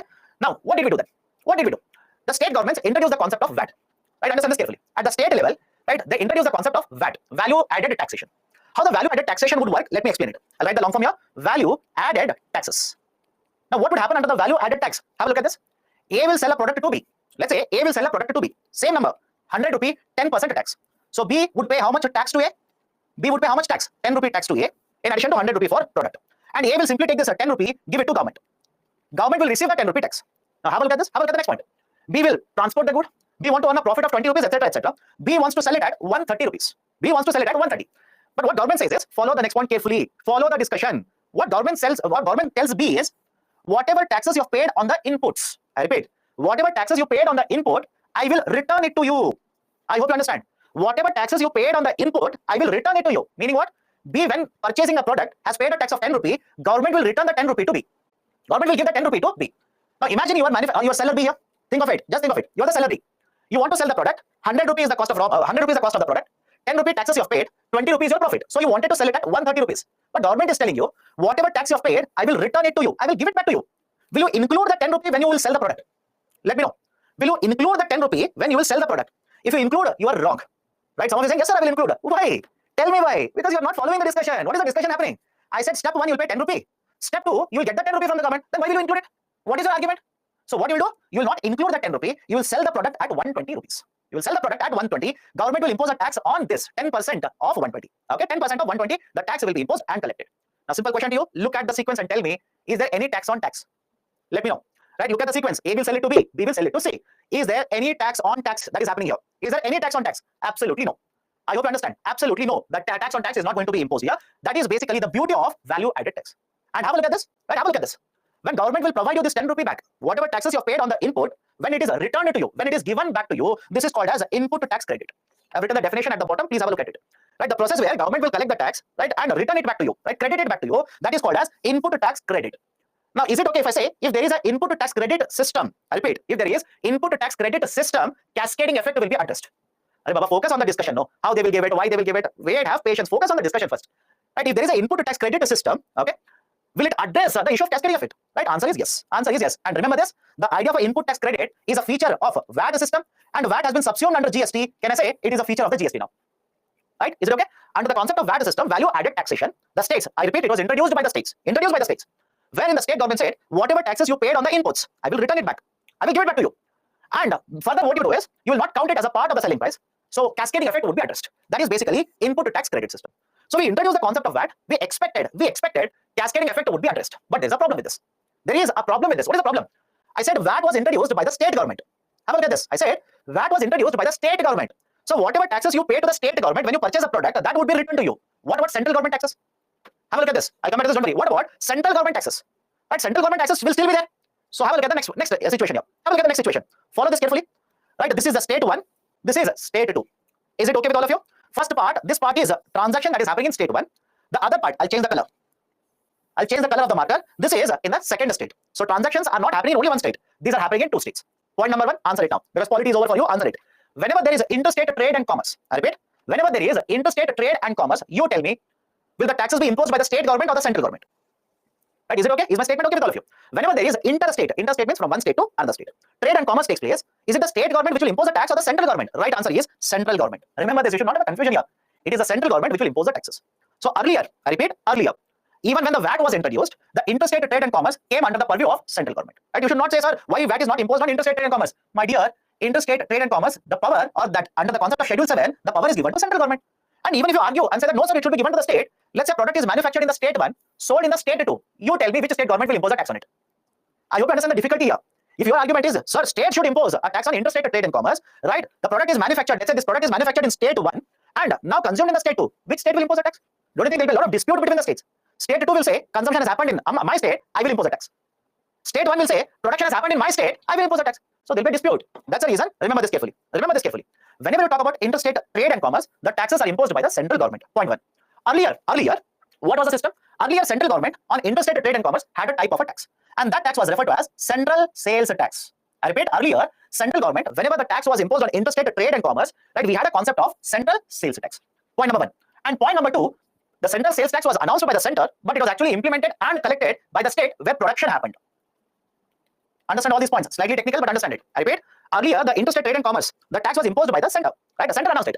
But the tax was administered means, right, basically, right, apply it and collect the tax, and the amount would go to the state where production happened. Because central government said, so why they give it to the state? Because the central government said, I want to promote production in the state 1. Because the manufacturing is happening in the state 1, I will give it to the state 1. Now follow the explanation carefully, focus on the explanation. Imagine you are there in the second state. So you are registered with the government of state 2. And I am supplying a product. I am there in the first state, which means I am registered with whom? State government 1. Now I will manufacture this bottle. I will export it from my state to your state. Simple. I have manufactured the bottle. It could be a bottle. It could be, let's say, raw material. Don't worry. Focus. I have manufactured the bottle. I will move the bottle from state 1 to state 2. Interstate trade and commerce. Who will apply the tax on it? Central government. How much? Let's say 10%. 100 rupee, that is the price at which I'm selling to you. CST of 10% is applicable, which means a 10 rupee will be collected on the bottle. Now, who will get this 10 rupee? Think of it. Whatever we have discussed as of now, think of it. Who will get this 10 rupee? It is the state government 1. After talking about all of this, so central government will get it. What are you listening to? I don't know. Early morning, you already slept over what? This 10 rupee will go to state government 1. Right? State government 1. So you have purchased the bottle. 100 rupee plus 10 rupee you have given. And that 10 rupee has gone to whom? State government 1. Now you have transported it. You have used the labor. You want to earn profit. You want to sell it at 100 rupee plus 20 rupee profit. Now the question of 10 rupee is important. That is, you have paid a tax of 10 rupee. All of you agree? You have paid a tax of 10 rupee. Central sales tax. Who is going to give it to you? Right? You want the 10 rupee back. You want the 10 rupee to be given to you. Now look at the problem. Central government will not give it to you. Central government will not give it because center has not collected it. You are registered with the state 2. You are registered in the second state. Do you think second state government will give it to you? Think of it. Like you're registered in the second state. Do you think the second state government will give it to you? No. They'll say, you're registered but have not collected it. You have given it and the state 1 has collected it. Do you think state 1 government will give it to you? No, because you're not registered in the state 1. Can you find a problem in all of this? I understand. Do you see a problem in all of this? Center says, I did not collect it, my dear, so how can I give it? State 1 says, I've collected it, but you're registered in another state. Why should I give it? State 2 says, you're registered in my state, but I've not collected it. So finally, neither the center nor the state 1 and 2 will give it to you. Now what will you do? Right? Nobody will give it to you. What will you do it now? What you will do is basically, you'll count 100 rupee cost of the bottle, 20 rupee profit, 10 rupee tax. Now you will sell it to the customer at 130. Simple. You will sell it to the customer at 130. Now state government 2 is also sitting. They'll say, I will impose a VAT of 10%. I will impose a VAT of 10%. So 10% on 130. Now with the price of the product will become 143. Can you see a cascading effect here? Have a look at this. Can you see a cascading effect in the system? So argument is yes. Argument is yes. So understand, I'll tell you the whole process all over again. Follow the discussion, follow the summation now. Initially, central government had excise and the state had sales. Then we realized that it is causing a lot of cascading effect. So what the state governments did was, they replaced this sales tax and introduced the concept of value-added taxation. Under the value-added taxation, we expected that cascading effect will be eliminated, will be removed. But when you talk about VAT, VAT is a state subject. Is it okay? VAT is basically a state subject. So if you pay the taxes to the state government, government will return it to you. So the cascading effect will come down. But what about the taxes imposed by the central government? They were not covered under VAT. Simple, they were not covered under VAT. So as a result of this, cascading effect continued to happen. And as a result of this, cascading effect continued to happen. And by the way, I hope you understand this. In India, a lot of interstate trade and commerce takes place. Is it okay? In India, a lot of interstate trade and commerce takes place on day-to-day basis. Thousands of crores of worth of rupees of interstate trade and commerce takes place. So despite introducing the VAT system, there was still a cascading effect in the market. Now what did we do? We introduced the concept of GST. We introduced the concept of the idea of goods and services tax. The concept of GST. Now why did we introduce it? Why did we bring in the idea of a GST? One, a lot of interstate trade and commerce takes place in India. But the problem is, there is a cascading effect. There's a lot of cascading effect that is happening because of these types of taxes. Second, there are a lot of indirect taxes in India. Have a look at this. Central government had multiple indirect taxes. Central government itself had multiple indirect taxes. State government also had multiple indirect taxes. Now this was much more complicated. Why much more complicated? From state 1 to the state 2, the rate of taxation did not remain same. Understand this. One complication was what? Central government had multiple indirect taxes. States also had multiple indirect taxes. But imagine this bottle is sold in, let's say, Uttar Pradesh. The government of Uttar Pradesh earlier had a tax rate of, let's say, 18%. Maharashtra would have a tax rate of 15%. Karnataka would have a tax rate of 12%. Right? Bihar would have a tax rate of 20%, etc., etc. Don't you think this is a very, very complicated structure? I hope you understand. Right? This is a very, very complicated structure. So one problem, multiple indirect taxes of the center and the state. And within the state itself, from one state to another state, different rates of taxes were applicable. Very, very complicated structure. Third one, we wanted to bring in more and more goods as well as services under the taxation to widen tax base. Is the statement okay? Right? We wanted to bring more and more goods and services under the ambit of taxation to widen the tax base. And if you widen the tax base, automatically, right, automatically the government revenues would start increasing. Okay, next one. Transportation was a problem earlier. Okay, transportation was a problem earlier. Why? I'll tell you. Right, follow this carefully. Whenever you talk about transportation, imagine a product is moved from one state to another state. Understand this carefully. Imagine a product is moved from one state to another state. Earlier, at the border, right, that is between two states, there used to be a concept of check post. There used to be a concept of check post. What is the idea of check post? The truck is passing from one state to another state. At the border, they will ask the truck to stop. They'll have to take all the documents to the government officials, show the documents. Now they'll be allowed to enter into another state. This was the idea of a check post. But Government of India conducted a survey. As per survey, have a look at this. Out of the total time taken for transportation, 1/4 of the time was actually spent at the check post itself. Is it okay? Again, this is the data given by the government. I have not made up the data, given by the government itself. 1/4 of the time that is taken for the transportation purposes, it is spent at the check post itself. Now, I hope you remember this, and I've discussed this. Let me know. If the time taken for transportation goes up, what will happen to cost of logistics? I'll repeat it. If the time taken for transportation will go up, what will happen to the cost of logistics? Cost of logistics automatically will go up. If the cost of logistics will go up, what will happen to market prices of the product? Market prices of the product automatically goes up. So don't you think the stoppage at the check post is a problem for us? A stoppage at the check post is a very big problem. In fact, I'll give you one more data point here. Have a look at this. As per Government of India's calculation, the trucks in India, on an average, travel somewhere around 290 kilometers per day. The trucks in India, on an average, travel somewhere around 290 kilometers per day. Whereas the trucks in, let's say, other developed countries such as USA, Germany, etc., they travel somewhere around 600 kilometers per day. They're able to travel or move the goods to the extent of how much distance? Around 600 kilometers. Are we not lagging behind? Are we not far behind in case of transportation, in terms of logistics? That's the reason what Government of India says now. Follow this next point. What Government of India says now, under GST, we will not be stopping at the check post. Simple. Under the GST system, under the goods and services taxation, we are not going to ask the trucks to stop at the check post. They can simply move from one state to another state, right, and to another state like this. As a result of this, the transportation logistics sector is going to get the benefit. Is it okay? As a result of this, the logistics sector is expected to benefit, right, under the concept of GST. Right, done. And finally, if you're going to do all of this, if you're going to reform indirect taxes, if you're going to bring down the number of indirect taxes, if you are not asking the tax to stop at the check post, etc., etc., don't you think it will become much more easier to conduct business in India? It will become much easier to conduct business in India. So one of the outcomes of GST is what? It will make it easier to conduct business in India. Done. So these are certain very important reasons why we have introduced the concept of goods and services tax. Now, what are the features? Let's go one by one. Right. One of the features. What are the important features of GST? First one, under GST, we are going to streamline or subsume the indirect taxes in India.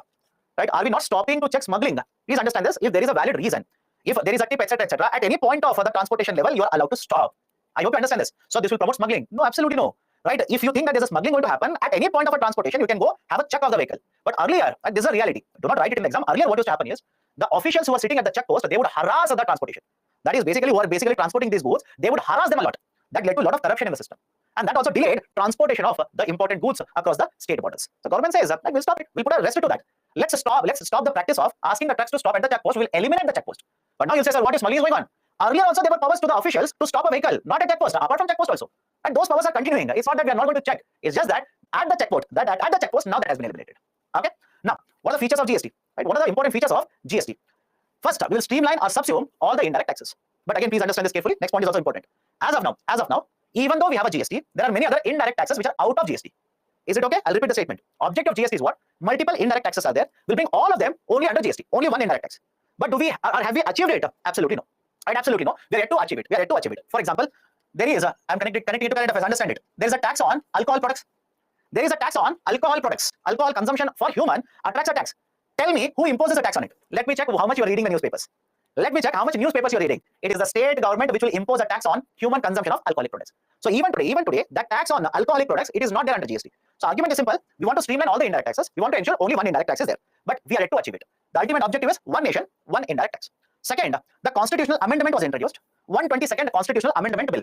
Now some of you are correcting me, sir, it is not 122nd. You're saying it is 101st, 101 Constitutional Amendment Act. That is Amendment Act. It is a Constitutional Amendment Bill. So 122nd Constitutional Amendment Bill was introduced. The reason was simple. Earlier state governments, I hope you remember this, 7th schedule. I told you under 7th schedule, taxation powers have been given to the center as well as to the states. Now what you're doing is, you're taking these indirect taxes from the states and you're putting them under GST. Don't you think you need to change the constitution first? Is it okay? Don't you think you're supposed to amend the constitution first? That is exactly what I'm saying here. Right? So Constitutional Amendment Bill was introduced, passed, and as a result of this, we have GST law.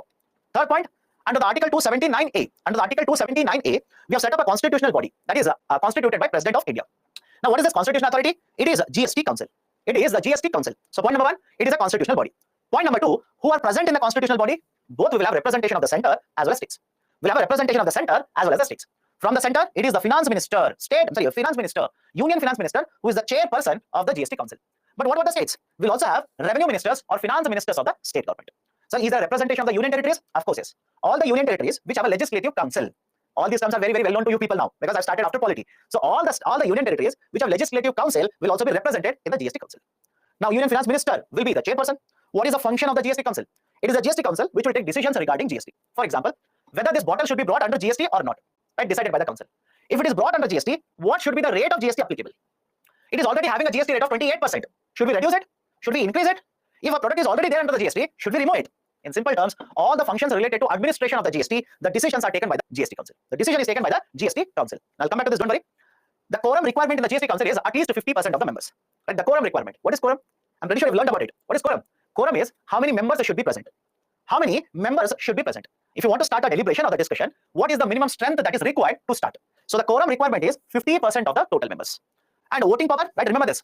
The decision of the GST council can be through consensus. Can be through consensus. What do you mean by consensus? Everybody is agreeing. Is it okay? Right? Everybody agrees. But what if, I'll take a simple example here. There is a proposal at the council. Right now the bottle is not covered under the GST. Let's bring it under GST. I hope you understand this. Right now the bottle is not covered under GST. Let's bring it under GST. So there is a discussion. Some of the states are in favor. Some of the states are opposed to it. Now how will you decide? I hope you understand. How will you decide then? Right? In that case, voting is done. In that case, voting is conducted. And when you talk about voting in the council, 1/3 of the voting power is given to the center and remaining 2/3 is distributed equally amongst all the other states. I'll repeat it again. I hope you understand this. Whenever you talk about voting, you require 75%. Right? Whether the bottle should attract GST or not. Right? How much should be the rate of GST? At least 75% of the votes should be in a favor. But how do you decide how much is 75%? 1/3 of the voting, that is 33%, is given to center. And I know, don't correct me. So it's not 33, it is 33.333333. Right? Of course, agreed. Right? It's the random number like this. That is 0.3333. So I'll just round it off. 33% vote is given to the center. Remaining 67% is equally divided between all the states. Between all the states and union territories, it is equally divided. Which means whatever is the size of the state, whatever is the importance of the state, doesn't matter. Every state will have equal voting weightage under the GST council. Every state will have an equal voting weightage. It comes to somewhere around 2.1%. Now, whenever the voting is done, you need at least 75%. You need at least 75% to get a majority. That is, let's say 75% of the votes. So how can I get 75% of the votes? Let's say center will agree. You already have 33%. And let's say another 22 states will agree. Right? Calculate it, you'll have more than 75%. You have more than 75% easily. So whenever you want to take a voting, at least 75% is required to decide in the GST council. Next feature of GST. We follow a structure which is called as a dual GST. In case of India, we have a dual GST. What is the meaning of dual GST here? Dual GST simply means GST will have two components. Simple, do not complicate it. GST will have two components. One is central GST and the second one is state GST. I've written it. Have a look at this. One is central GST and the other one is state GST. What is the importance of this? Let's say hypothetically, the bottle will attract a GST rate of 18%. Okay, hypothetically, bottle will attract a GST rate of 18%. This 18% is divided into two equal parts. Always two equal parts. 9% and 9%. Is it okay? This 9% is central GST and this 9% is called as state GST. Can I give you one more example? Let's take 28%. 28% divided into two equal parts. 14% and 14%. Which means this 14% is central GST. This 14% is the state GST. Any difficulty here? Because within the GST there are two components. This is called as a dual GST. This is referred to as dual GST. But there is one more idea here. Integrated GST. Do not be confused. Do not be confused. There is one more idea. Integrated GST. What is this integrated GST? Whenever the products are sold across the state borders, that is, the product will move from one state to another state. We call this as integrated GST. Right? Any difficulty? Please do let me know. Right? GST is not different. IGST is not different. Only idea is if the product is manufactured and sold within the same state, we'll simply apply GST. And if the product is manufactured in one state, sold in another state, we'll simply apply integrated GST. Any difficulty? Right? Integrated means from one state to another state. So why do we need it? Why do we need it? Simple. Right? Understand this carefully. Next point is important. Understand this carefully. GST is a destination-based tax. GST is a destination-based tax. Destination-based tax. What do you mean by destination-based tax here? The tax where consumption happens. I repeat. The tax where consumption happens, that state will get SGST component. I'll repeat it again. What is the meaning of destination-based tax? The tax where consumption happens, that state will get SGST component. For example, let's take the bottle. Production in state 1 moves across the border to state 2. Right? Moves across the border to state 2. Consumption happens in state 2. Now let's say hypothetically 100 rupee GST is collected. 100 rupee GST. Can I divide this equal into two parts? Any difficulty? Can I divide this equal into two parts? What is the rate? Don't worry. Divide this into two equal parts. 50 rupees and 50 rupees. First 50 anyways will go to central government. That is CGST. Second 50. Now tell me, should it go to the state government 1 or state government 2? Tell me now. Will it go to the state government 1 or state government 2? It is a destination-based tax. Hence, it will go to the state government 2. Because the consumption of the product has happened in the state 2. Hence, it is the state 2 which will get 50 rupees. Any difficulty? This is a destination-based tax. This is the basic idea of a destination-based tax. Now, that's the reason I said, if you talk about GST, understand this. If you simply say GST, what does it mean? Production has happened in state 1. Consumption has happened where? State 1. There is no question of another state. It is within the same state. But when you say integrated GST, production has happened in one state, consumption has happened in another state. That is the basic idea. Right? Is IGST applicable right now? Of course, yes, IGST is there right now. Along with GST, that is 2017, we introduced GST. So when we introduce GST, IGST is there. Right? IGST is very much there today. Okay. Right? As expected, two of you are asking, is it not unfair to the state 1? Is it not unfair to the state 1? Why will the state 1 agree to this, etc., etc.? My dear, you're looking at only one example. That's the reason you're jumping to conclusion. Answer to my question now. When I discuss the idea for GST here, does it mean that whatever is produced in state 1 will always be sold in state 2? Think of it. Just think of it. Apply basic common sense. You're looking at only one example and you're jumping to conclusion. Whatever is produced in state 1, does it mean that it will always be exported to another state? How? You show me an example. Don't you think a large part of it, which is produced in state 1, will be consumed in state 1 itself? Can I give you an example? State of Maharashtra. State of Maharashtra. Now, whenever you talk about GDP of states, you will realize that state of Maharashtra is one of the leading states in India. One of the very, very important states in terms of GDP. Now, you tell me, if the GDP of a state is higher, does it not also indicate that consumption of goods and services will also be higher? Let me know. Does it make sense or not? If GDP of a state is higher, does it also not indicate that consumption of goods and services is also good in the state? So whatever you produce in Maharashtra doesn't mean you'll bring it across the border, sell it in Gujarat. Absolutely no, you are wrong. Second, just like in this example, production of this bottle happened in state 1, sold and consumed in state 2. What about this marker? What about this pen? It could be manufactured in the state 2, consumed in state 1. Possible? Of course, yes. I hope you understand. It is very much possible. So argument is, sir, is it unfair? Will the state 1 agree to it? Will the state 1 incur losses? Absolutely no. Absolutely no. In fact, I'll tell you. Understand this, right? In fact, I'll tell you. As per the survey, the state of Gujarat, Maharashtra, Karnataka, Tamil Nadu, Andhra Pradesh. These are the states which are major earners of GST. Is okay? These are the states which are major earners of GST. And these are the states which are production states also. Does it mean they're incurring losses? Absolutely no. You're basically arguing it based on one example. This is not the only example. Okay. Now, two of you are saying, but sir, you said thousands of crores of interstate trade and commerce happens. Okay. It simply means I have to tell you everything. I have to spoon feed you everything. My dear, thousands of crores of interstate trade and commerce happens. It doesn't mean there is no trade and commerce within the state. Right? I don't know how do you make your assumptions, how do you make your conclusions based on one statement that I give. I said thousands of crores of interstate trade and commerce happens. So what is your assumption? What is your conclusion? It means whatever is produced in state 1 will be sent to state 2. Whatever is produced in state 1, nothing will be consumed in state 1. Who said that? Who told you that? Did I say that? Again, do not make your own conclusions. Okay. So come back to this. We have a dual GST, central GST, state GST. We also have IGST. IGST is applicable whenever states will move from one state to another state. Okay. Now, what are the slabs we are using in India? Slabs means rates. What GST rate are we using? We have 5%, we have 12%, we have 18%, we have 28%. That is, you take up any number. So 5%. Is it equally divided between central and state? Yes. So what about 12%? Is it equally divided between central and state? Again, the answer is yes. What about 28%? Equally divided between central and state. But what is the important point here? Whatever is the division, one part will go to the center, second part will go to the state where consumption has taken place. That is the reason I said GST is a destination-based tax. Now let me ask you a very simple question. Tell me, is the central sales tax, is it a destination-based tax? Think of it and answer to me. Central sales tax, is it a destination-based tax? Right? Two of you are saying yes. How? Right? How? I told you, in fact, I wrote it, I gave you example, etc., etc. It's not a destination-based tax. Right? If you remember, this bottle was manufactured in state 1, right? It was consumed in state 2. Who got the central sales tax? Which state got the CST? State 1, not state 2. Right? Where are you looking? I don't know. So central sales tax is not a destination. It is origin-based taxation. Origin-based taxation. Origin-based taxation. Let me ask you one more question. Let me see. What about VAT? Tell me now. What about VAT? Is a VAT destination-based tax or origin-based tax? Is VAT a destination-based tax or an origin-based tax? It is, right? You're basically divided. Some of your origin, some of your destination. It is a destination-based tax. In case of India, this has been implemented as a destination-based tax. So how? How? I feel it is origin. My dear, this product is manufactured and consumed in, let's say, state 1. It's manufactured and consumed in state 1. Who will get VAT? Who will get VAT? Who is going to impose VAT in the first place? Think of it. Who is going to impose VAT? State 1. Who is going to collect the VAT? State 1. Right? So state 1, consumption, production happens in one state. Now some of you say, sir, what if it is moved into another state? First and foremost, when the product will move to another state, VAT is not applicable. Think of it.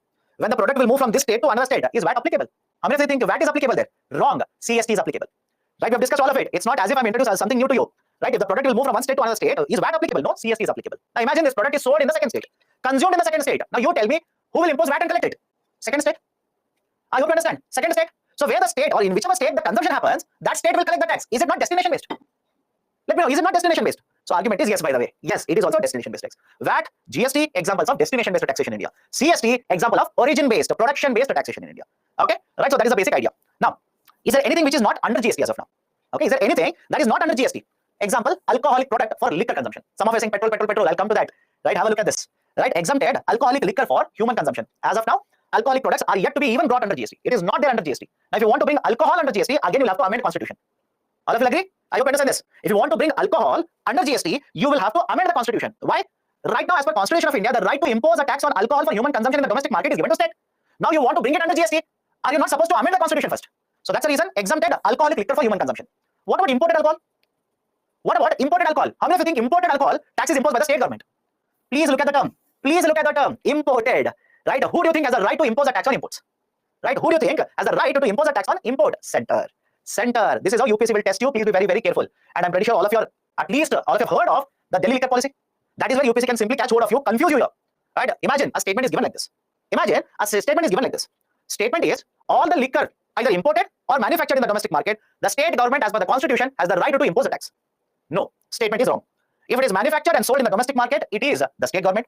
If it is imported, it is the center. Anything that is imported, simple, anything that is imported, the tax is under the central government. Okay, now exempted alcoholic liquor for human consumption. GST Council is yet to decide. This is where I want you to focus. Petrol, diesel, natural gas, many of you are writing, so petrol is exempted, etc., etc. No, petrol is not exempted. Understand this carefully. We amended the constitution and said these are the goods and services which will be brought under GST. Follow this. Follow this. So your class is very boring. Thank you. Okay, focus on this. No, don't focus on the boring aspect. Focus on the important point. Okay, so understand this. We amended the constitution and we said these are the goods and services which are brought under GST, which will be under GST. And in the list, the fuels are already present. Is it okay? In the list, the fuels are already present. So one, now if GST Council wants to announce a GST, do they need to amend the constitution? Think of it. Right? I hope you understand the difference between alcohol and fuel products now. Right? Do you think the government now should amend the constitution to announce a GST on fuels? Absolutely no. Absolutely no. They can announce the rate on fuels at any point of time. So understand this carefully. The fuel products are not exempted. These are not exempted. These are there under GST, but the council is yet to announce it. Why? I'll tell you in a minute. Whereas alcohol for human consumption, it is not even under GST. Forget about announcing it. You want to bring it under GST first, amend.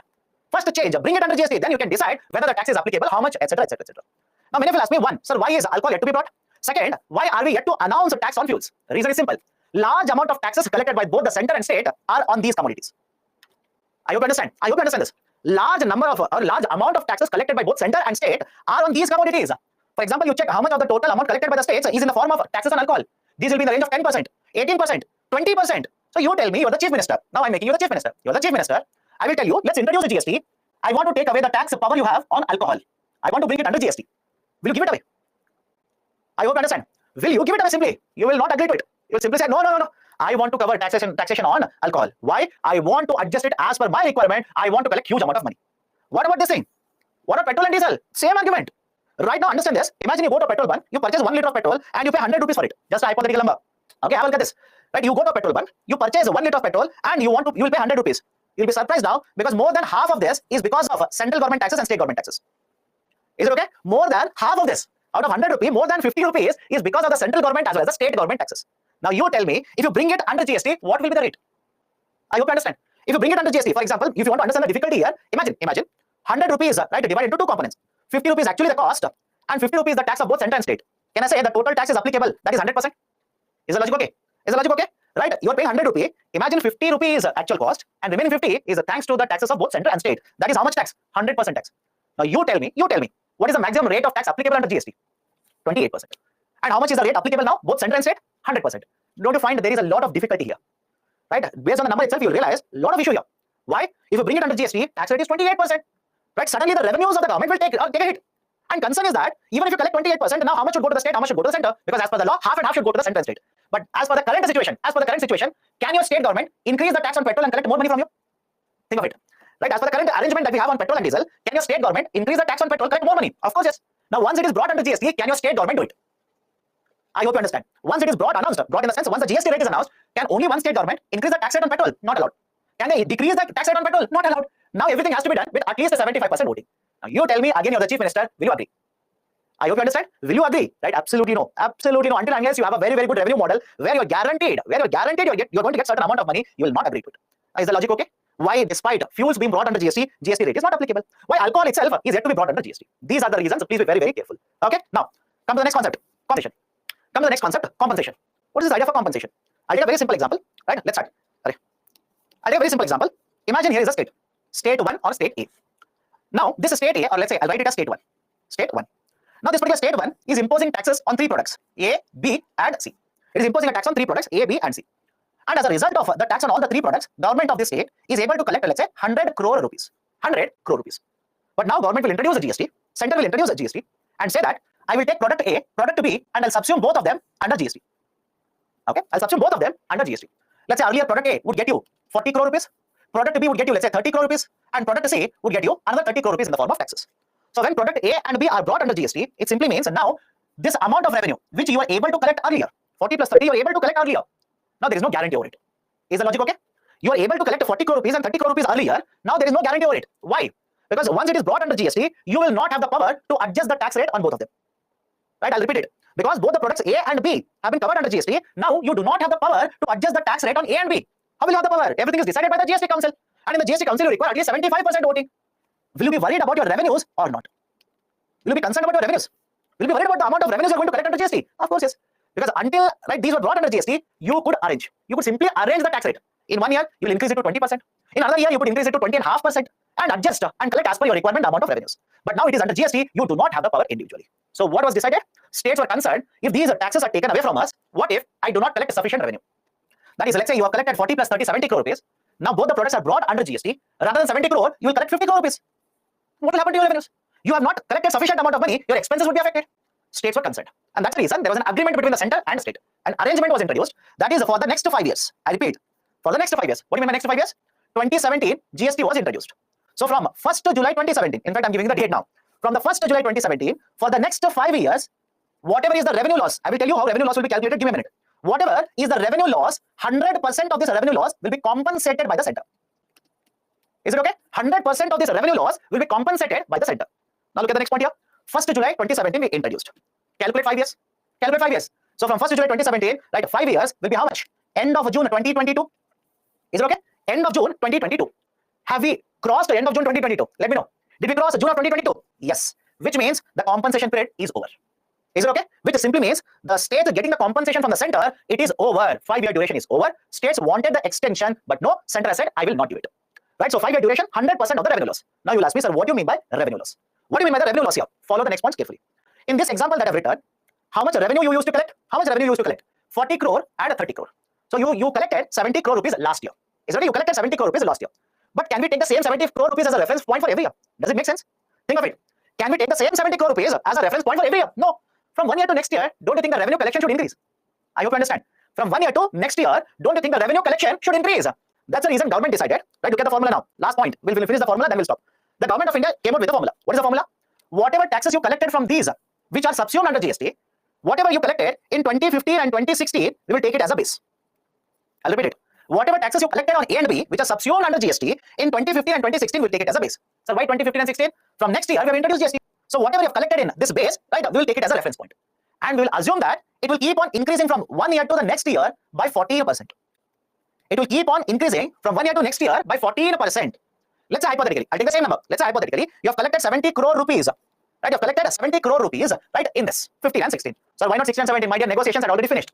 Like 1st July 2017, we implemented GST. Does it mean that on the same day we decided everything? Apply common sense, no? Apply common sense. It's not that every day or let's say within half an hour you'll decide everything. So for a long time, there was a discussion, a decision was arrived in a previous year. So what was the previous year to that? 15 and 16. So what was the revenue in 15 and 16? Let's say 70 crore rupees. We'll simply assume that next year it will increase by 14%. And I'll throw arbitrary number, don't calculate, UPSC will not ask you calculations. Let's say 14% rise will mean, let's say, collection of 80 crore rupees. Collection of 80 crore rupees. But under the GST, you collected only, let's say, 40 crore rupees. I hope you understand. In GST, you collected how much? Only 40 crore rupees. Now, how much is the revenue loss here?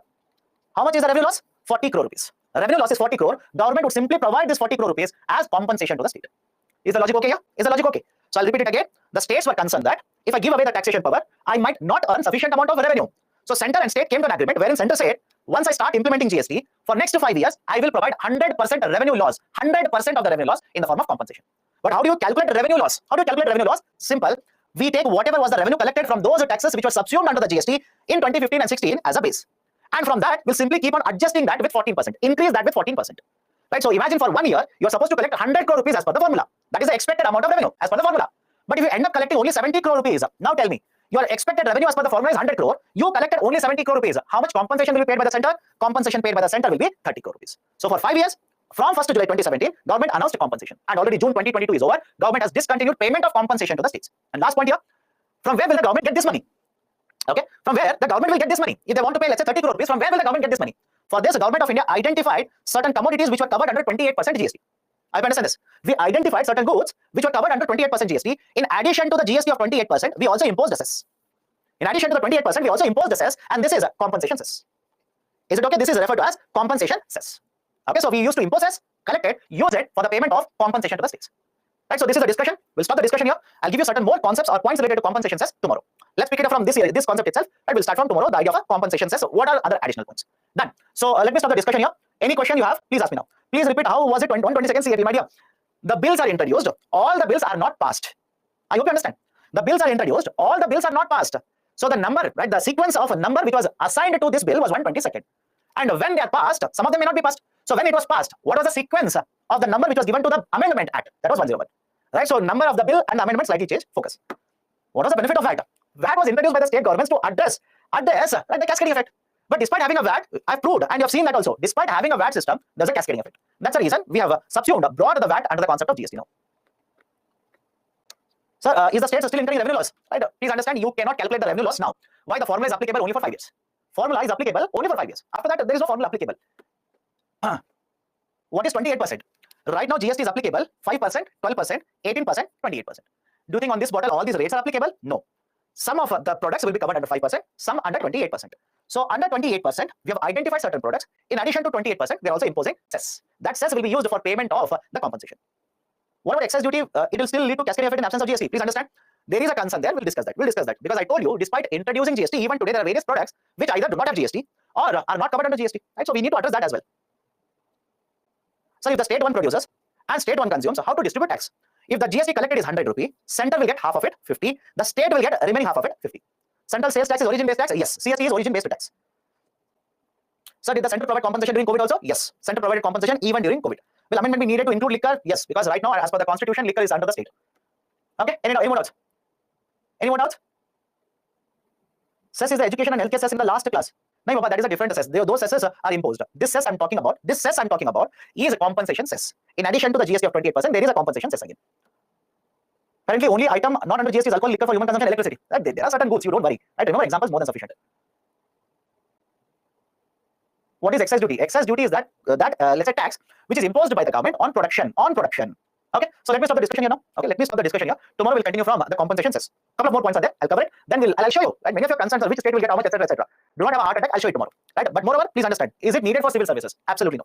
I'll show you two tables, this one and this one. And some of you look at it and already have a small heart attack. Let's say, right, heartache already. Is it needed for civil services? Absolutely no. Because most of your concern, which is not at all needed for services. So how much state will get, which state will get, etc. I'll prove it. Don't worry. I'll prove it, but do not buy out the calculations. Done. So let me stop the discussion here. Right, we'll continue tomorrow. We'll cover some more concepts of GST. Then we'll discuss certain more aspects related to overall taxation in India. That will be the coverage for taxation. Okay, that's it from my side. See you tomorrow then. See you tomorrow morning, 6 a.m. Right, take care. Have a great day.